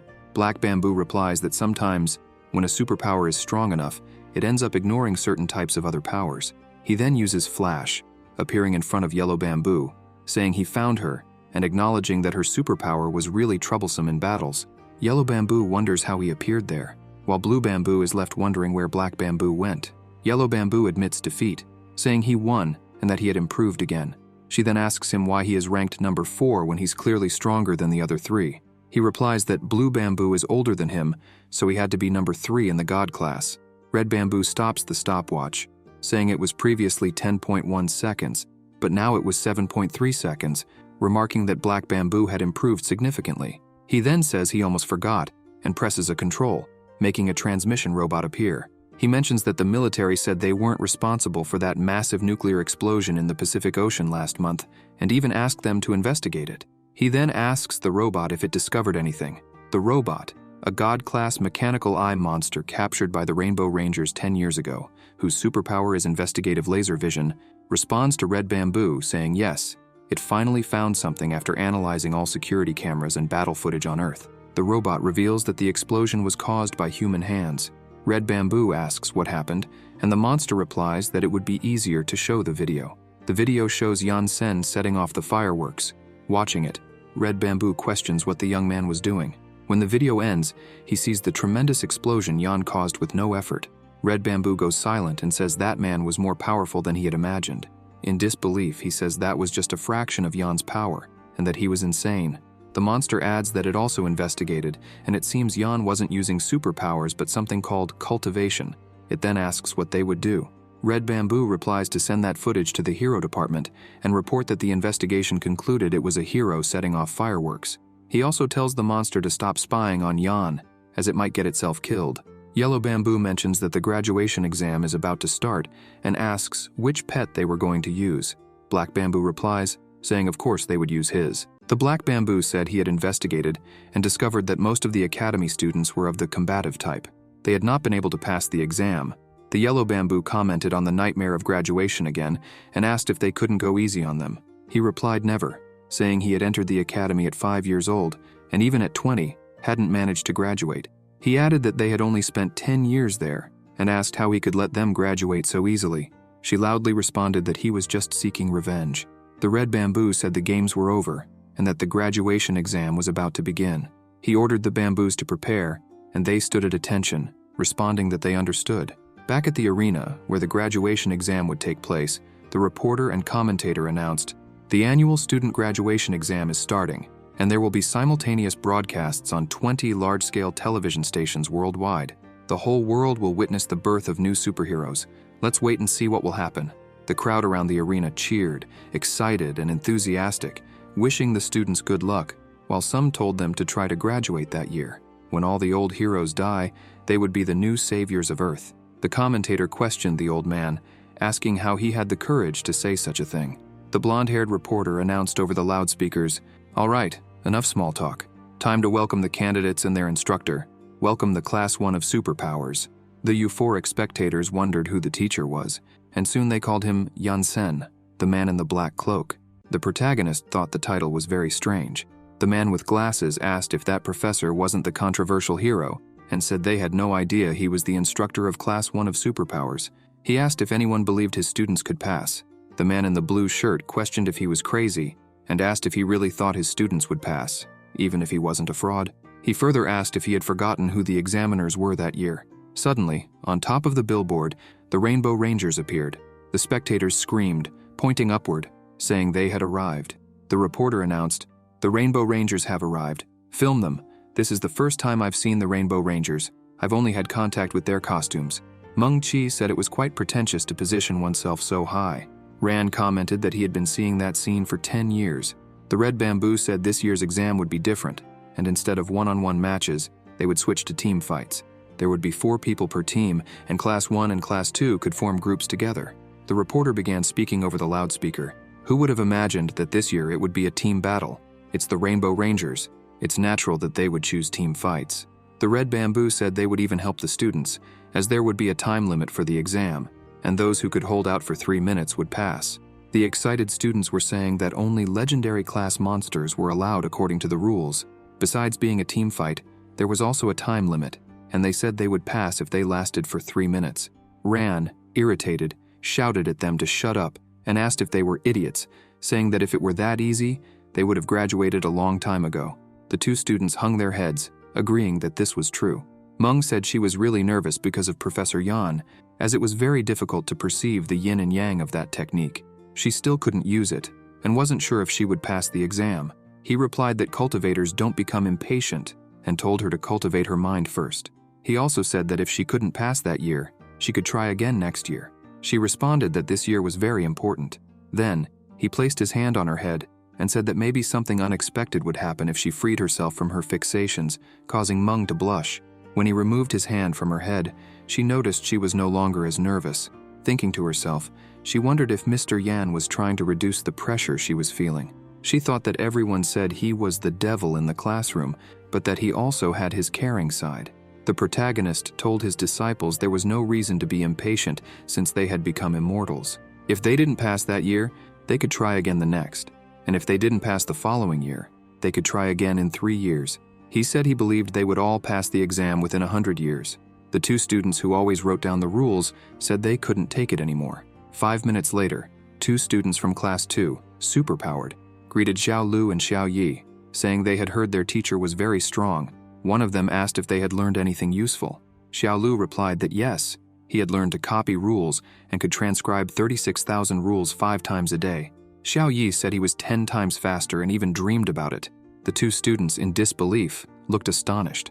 They said it didn't matter if they hadn't learned anything because they knew which monster the Rainbow Rangers would use, and they invited them to form a team. Their types of superpowers could suppress that monster, so if they could last for 10 minutes, it was guaranteed they would graduate. Xiao Li asked if they were serious, as the Rainbow Rangers had 100 monsters, and he wondered if they were sure they could predict which monster would be used. The student replied yes, he could bet on it, as he had spent 3 sleepless nights researching the Rainbow Rangers exam. It was going to work, he could trust that. And then he pushed Xiao Li, saying they would be the first to graduate, while Xiao Li told him to stop pushing.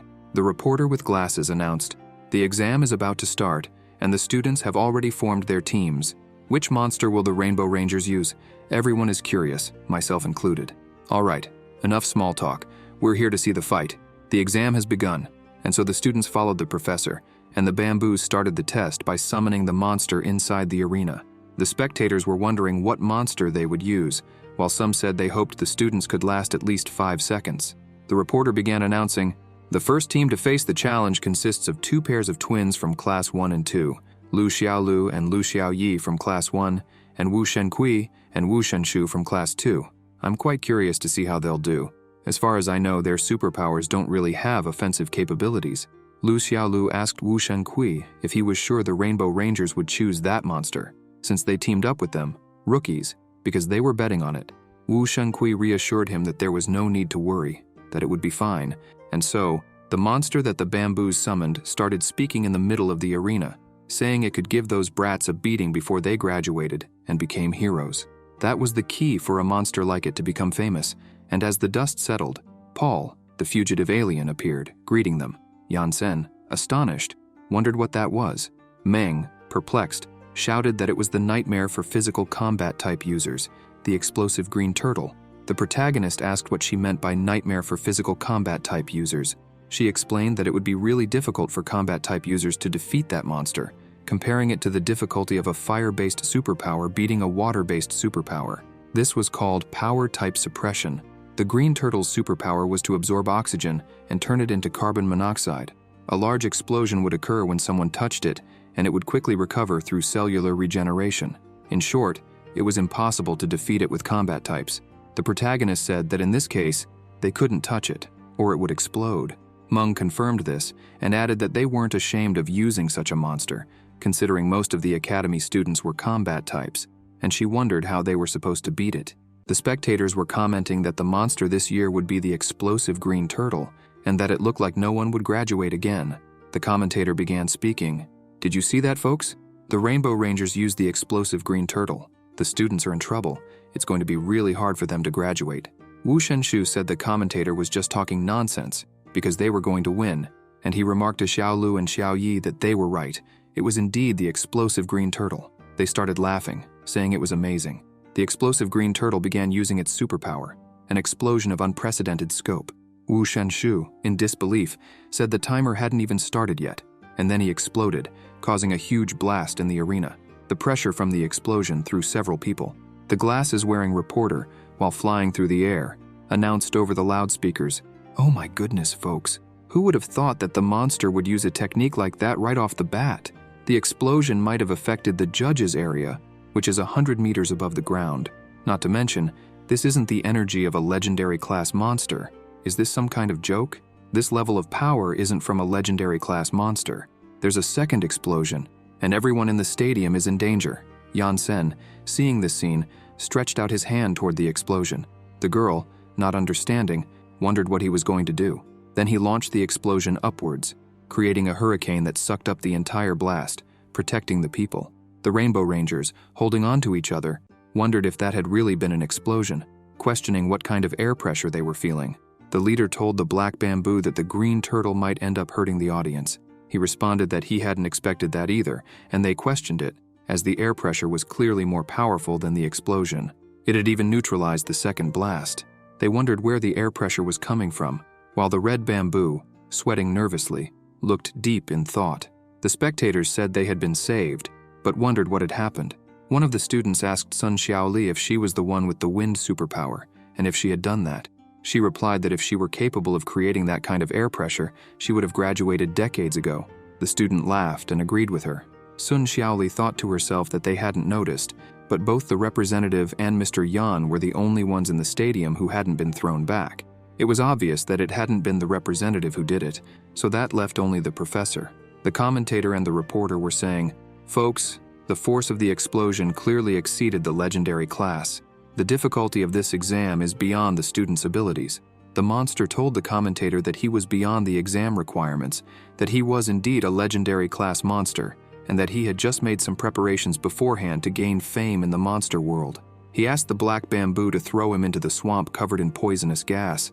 The foul odor was still stuck in his head, and then he said he would show them the power of his explosion after a few months of buildup. He began to grow super muscular, telling them to come at him as he would finish them all off.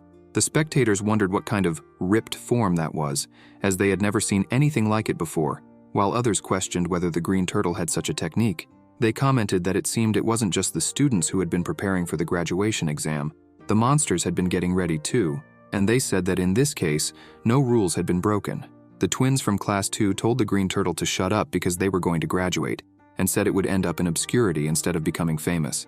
The twins from Class 1 told them to stop talking nonsense, as even though they could fuse the surrounding rocks into one, it still hurt when the explosion hit the rock. The twins from Class 2 reassured them, saying they didn't need to worry, as they would heal the turtle and graduate once the 3 minutes had passed. The glasses-wearing reporter, seeing this, shouted loudly on the broadcast, "Do you see this, folks? Who would have imagined that the students would come prepared too? It seems they predicted which monster the Rainbow Rangers would use. The only pair of twins in the academy, one with healing powers and the other with defensive powers. This is a perfect formation against the green turtle. It might be possible for them to graduate. Bravo, the climax is near." The spectators were commenting that they seemed like a strong team and that they could graduate if they held out for 3 minutes. Mung said that pair of twins was incredible. She had always thought they were nobodies.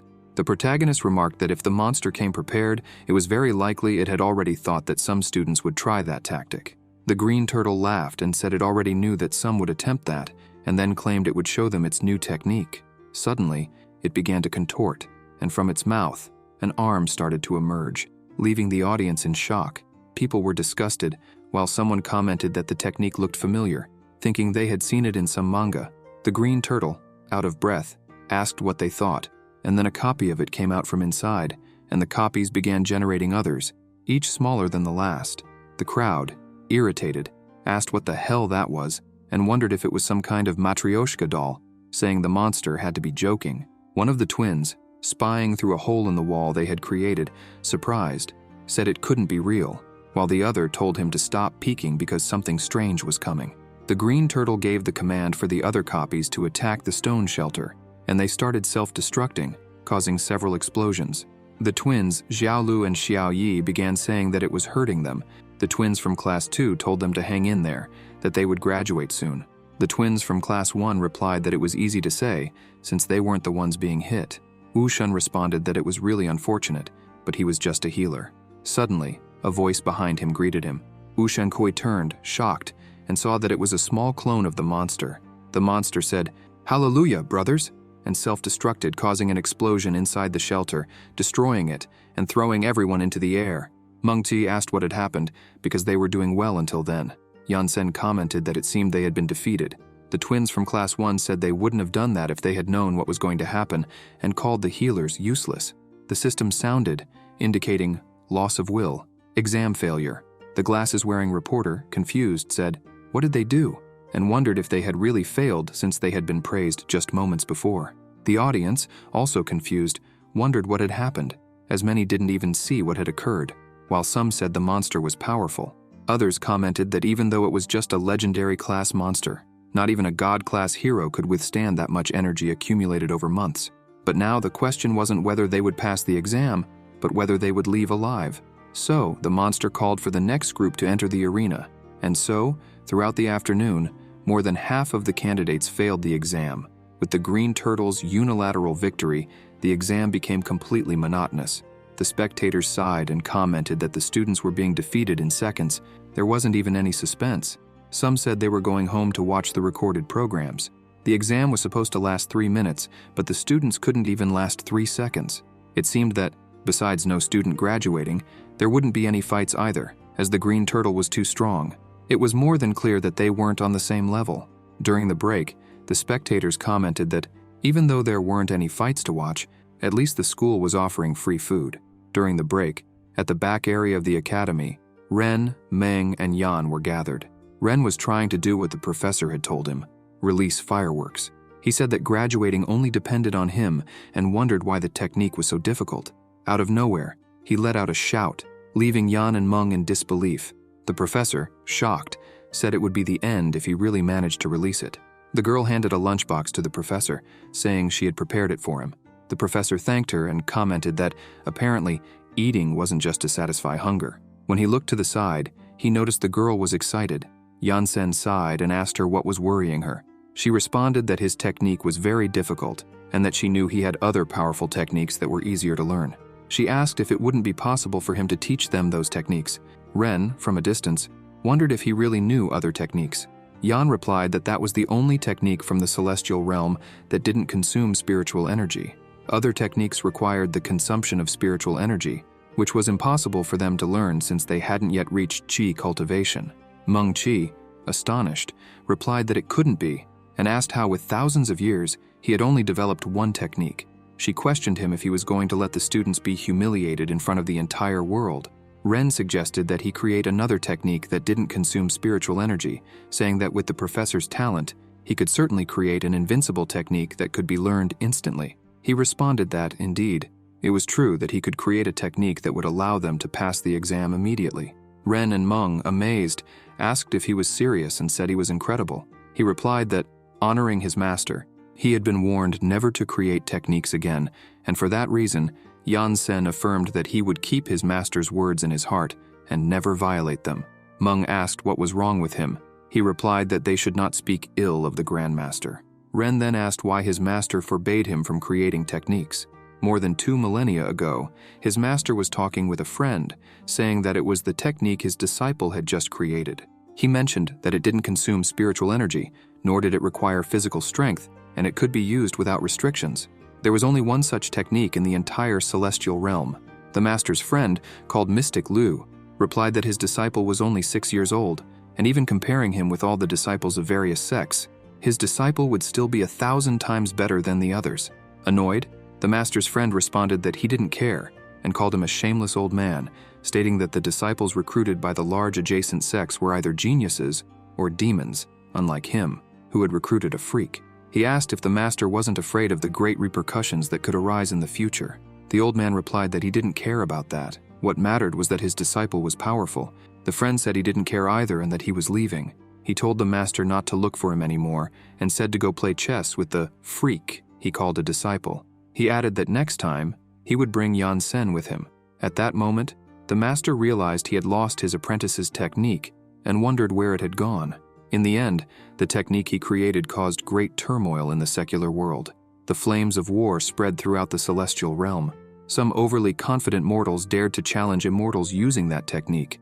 All law and order in the world were destroyed, and chaos reigned for hundreds of years, causing more loss of life than when he entered his state of fury. After that incident, his master forbade him from creating techniques and even confiscated his brush. He also reflected on his actions. Because of his youthful vigor, he had brought devastating chaos to the people of the celestial realm. He saw himself as a sinner. Therefore, he would not try to create any more techniques and asked Ren and Mung to stop trying to convince him to create new ones. The students tried to question him, but he told them to stop. No matter how much Mung and Ren tried to persuade him, the sect leader Yansen remained unwavering. Their dreams of learning a powerful and easy-to-master technique crumbled to dust. Time passed, and the second part of the exam began. The glasses-wearing reporter spoke to the audience. "Welcome back to the BB Live broadcast, folks. After the earlier battles, the overwhelming power of the Green Turtle continues to triumph. For the safety of the audience, the Rainbow Rangers have released the God-class monster, Mechanical Eyes, to seal off the exam area with lasers and prevent the explosions from affecting other areas. That's very considerate of them. However, it also means that the students inside are in an even more dangerous situation. All right, enough talk. The next team is the strongest in the academy, the 4 most powerful students chosen by the director. It seems the director is putting all his chips on the table. The director, crying, said they were a bunch of wretches because they had to use that type of monster. The reporter continued, "Who are the academy's most powerful students? They are Ran Zihao, Lan Bin, Wu Menqi, and Sun Xiaolu. Their superpowers are pyrokinesis, cryokinesis, aerokinesis, and telekinesis."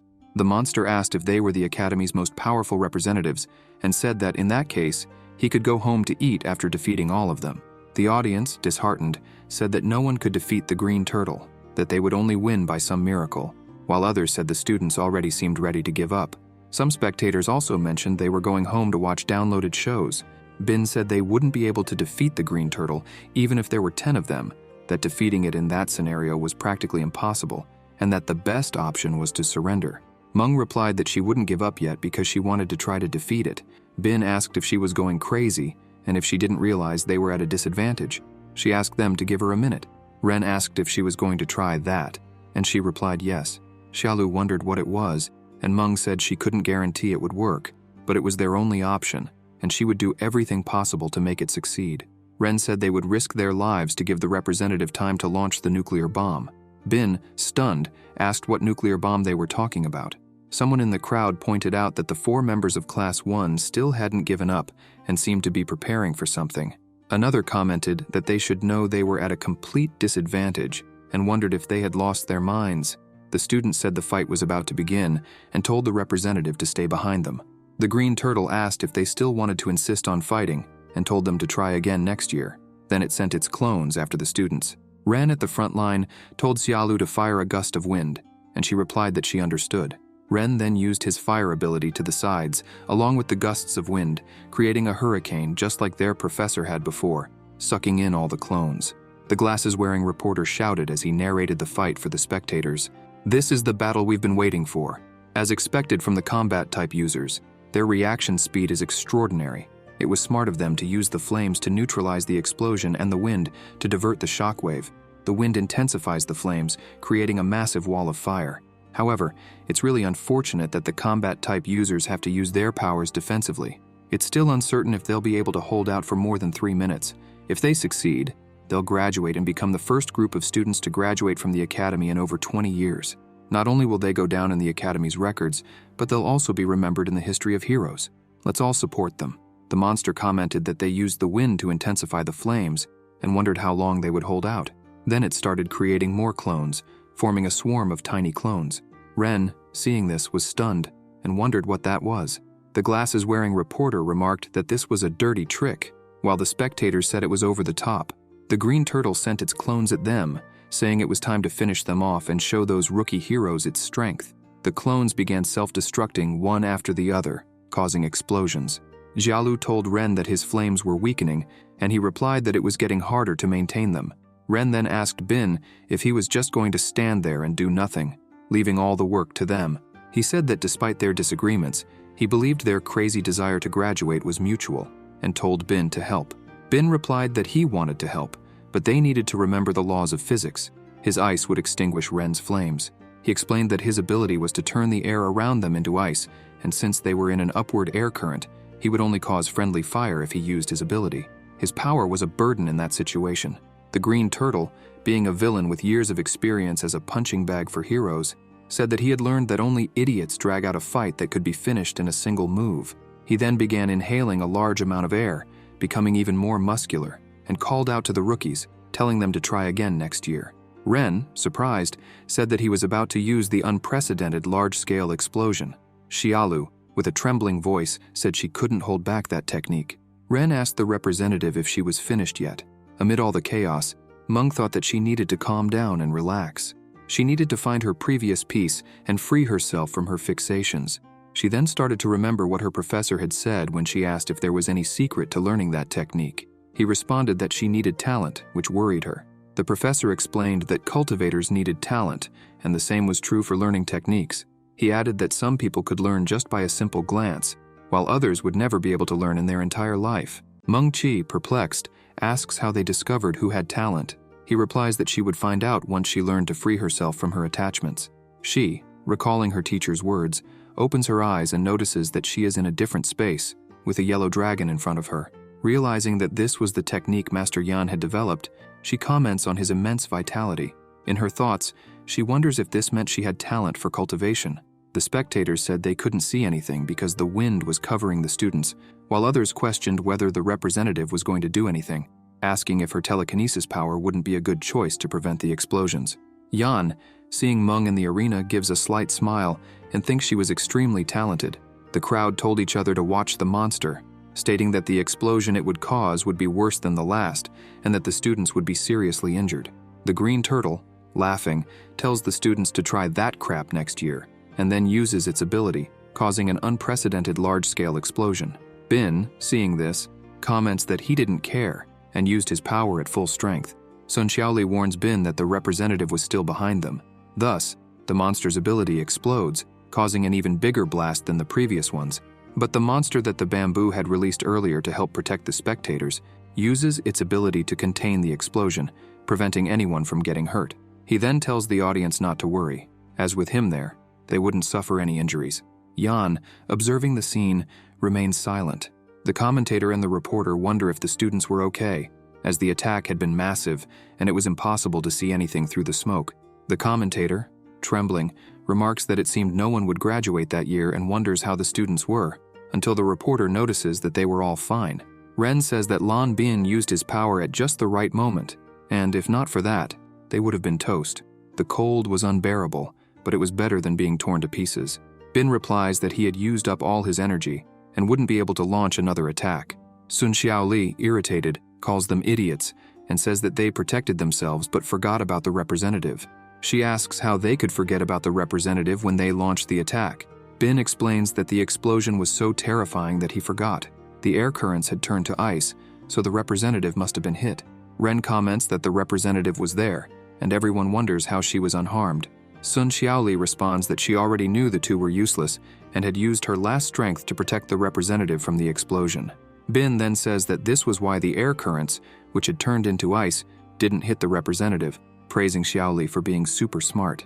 The glasses-wearing reporter starts speaking on the broadcast. My God, all the students are fine, but they seem to have used all their energy to contain the explosion. However, only 1 minute has passed. What will they do now? The audience agreed, saying they were already exhausted, and there were still 2 minutes left. Everyone wondered what the students were going to do. The green turtle commented that the students were fine because it had stored energy for months to use the unprecedented large-scale explosion to its fullest. Mung, standing in the middle of the arena and still focused, began to say that they needed to free themselves from their attachments and combine yin and yang.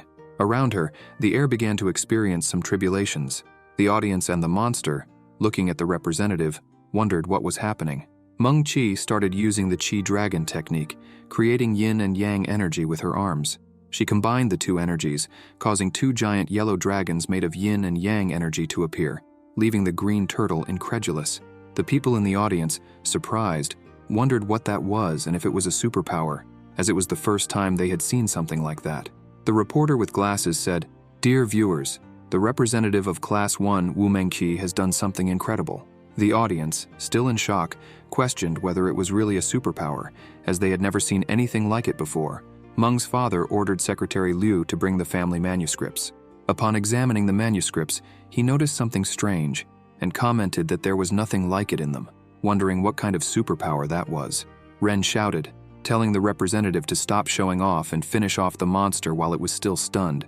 The green turtle, seeing that, commented that it was a surprise and that those students never stopped bluffing, stating there was still time and that it would see what she was capable of.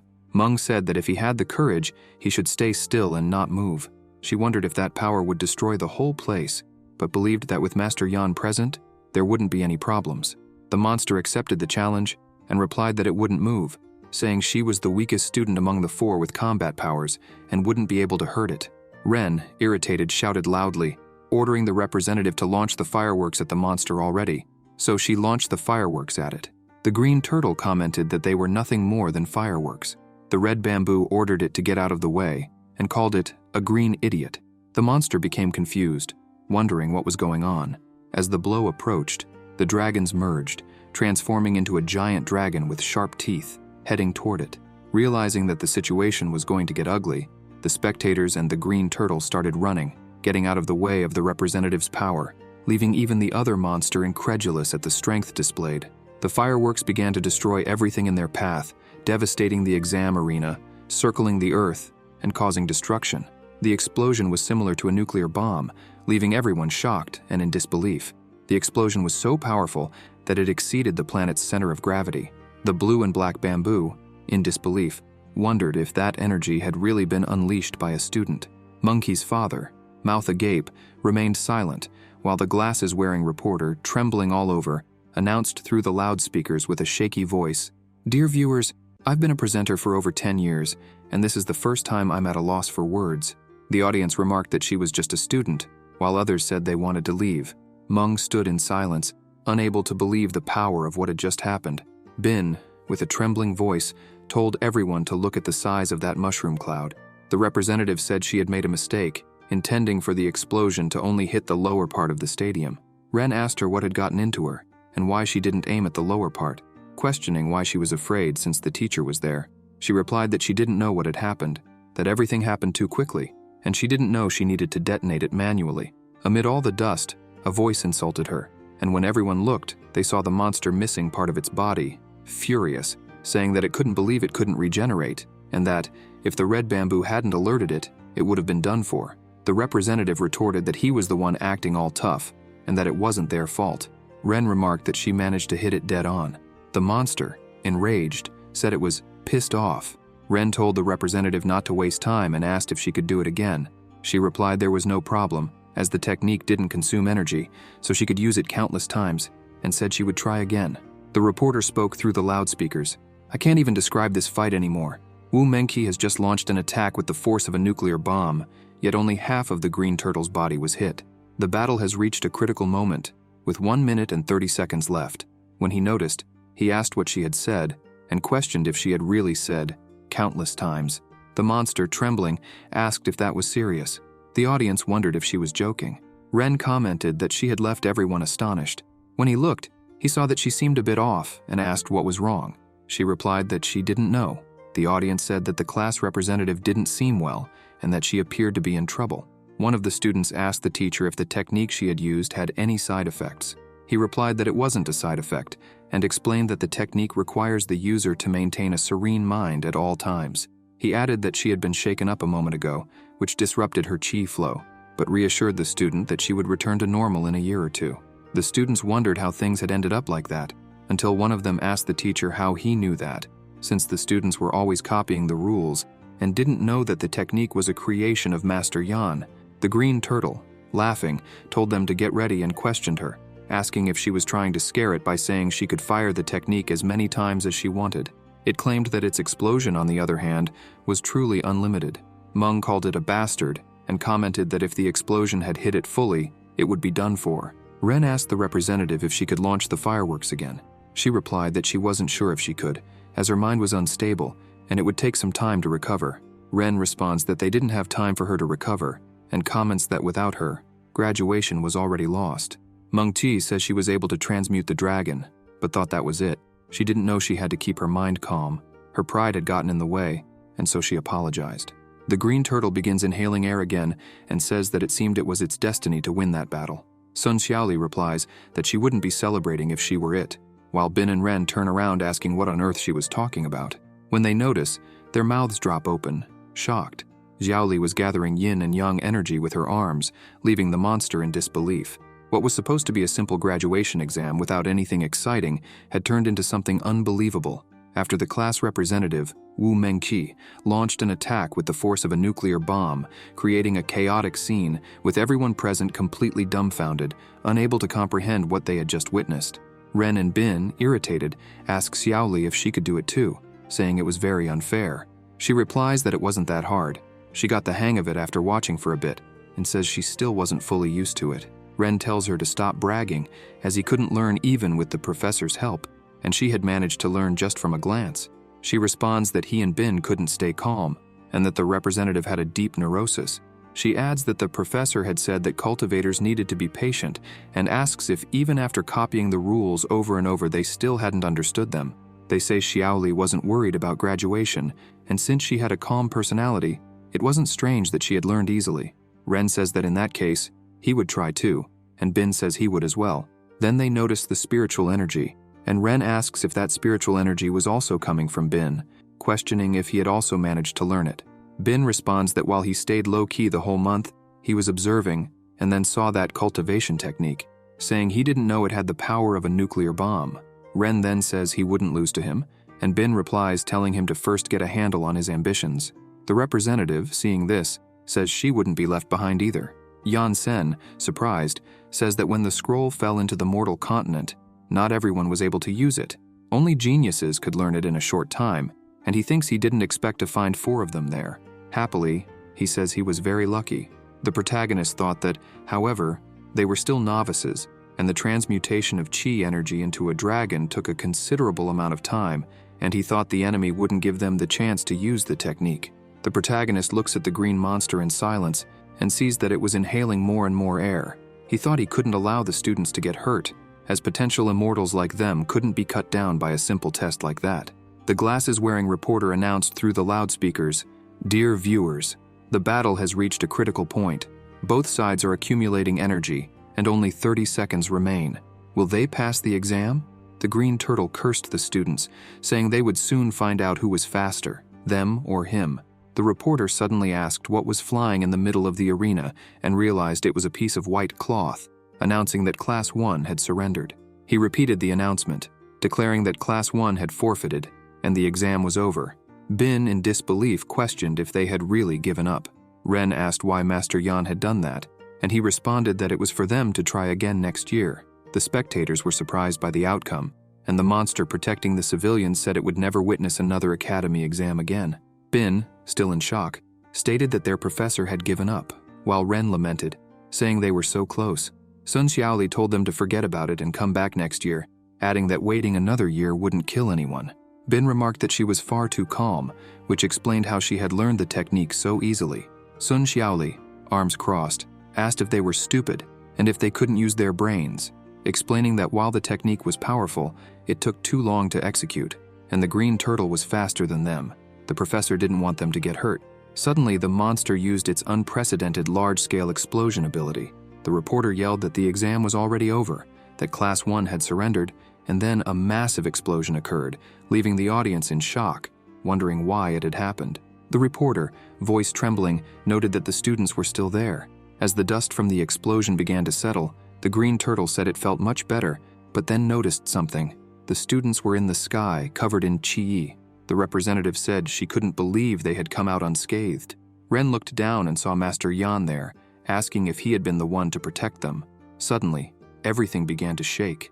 The confused spectators said it was an earthquake. The audience held on, wondering what was happening and why an earthquake had started at such a moment, noting that this quake didn't seem normal. The green turtle questioned what was going on and what kind of power that was.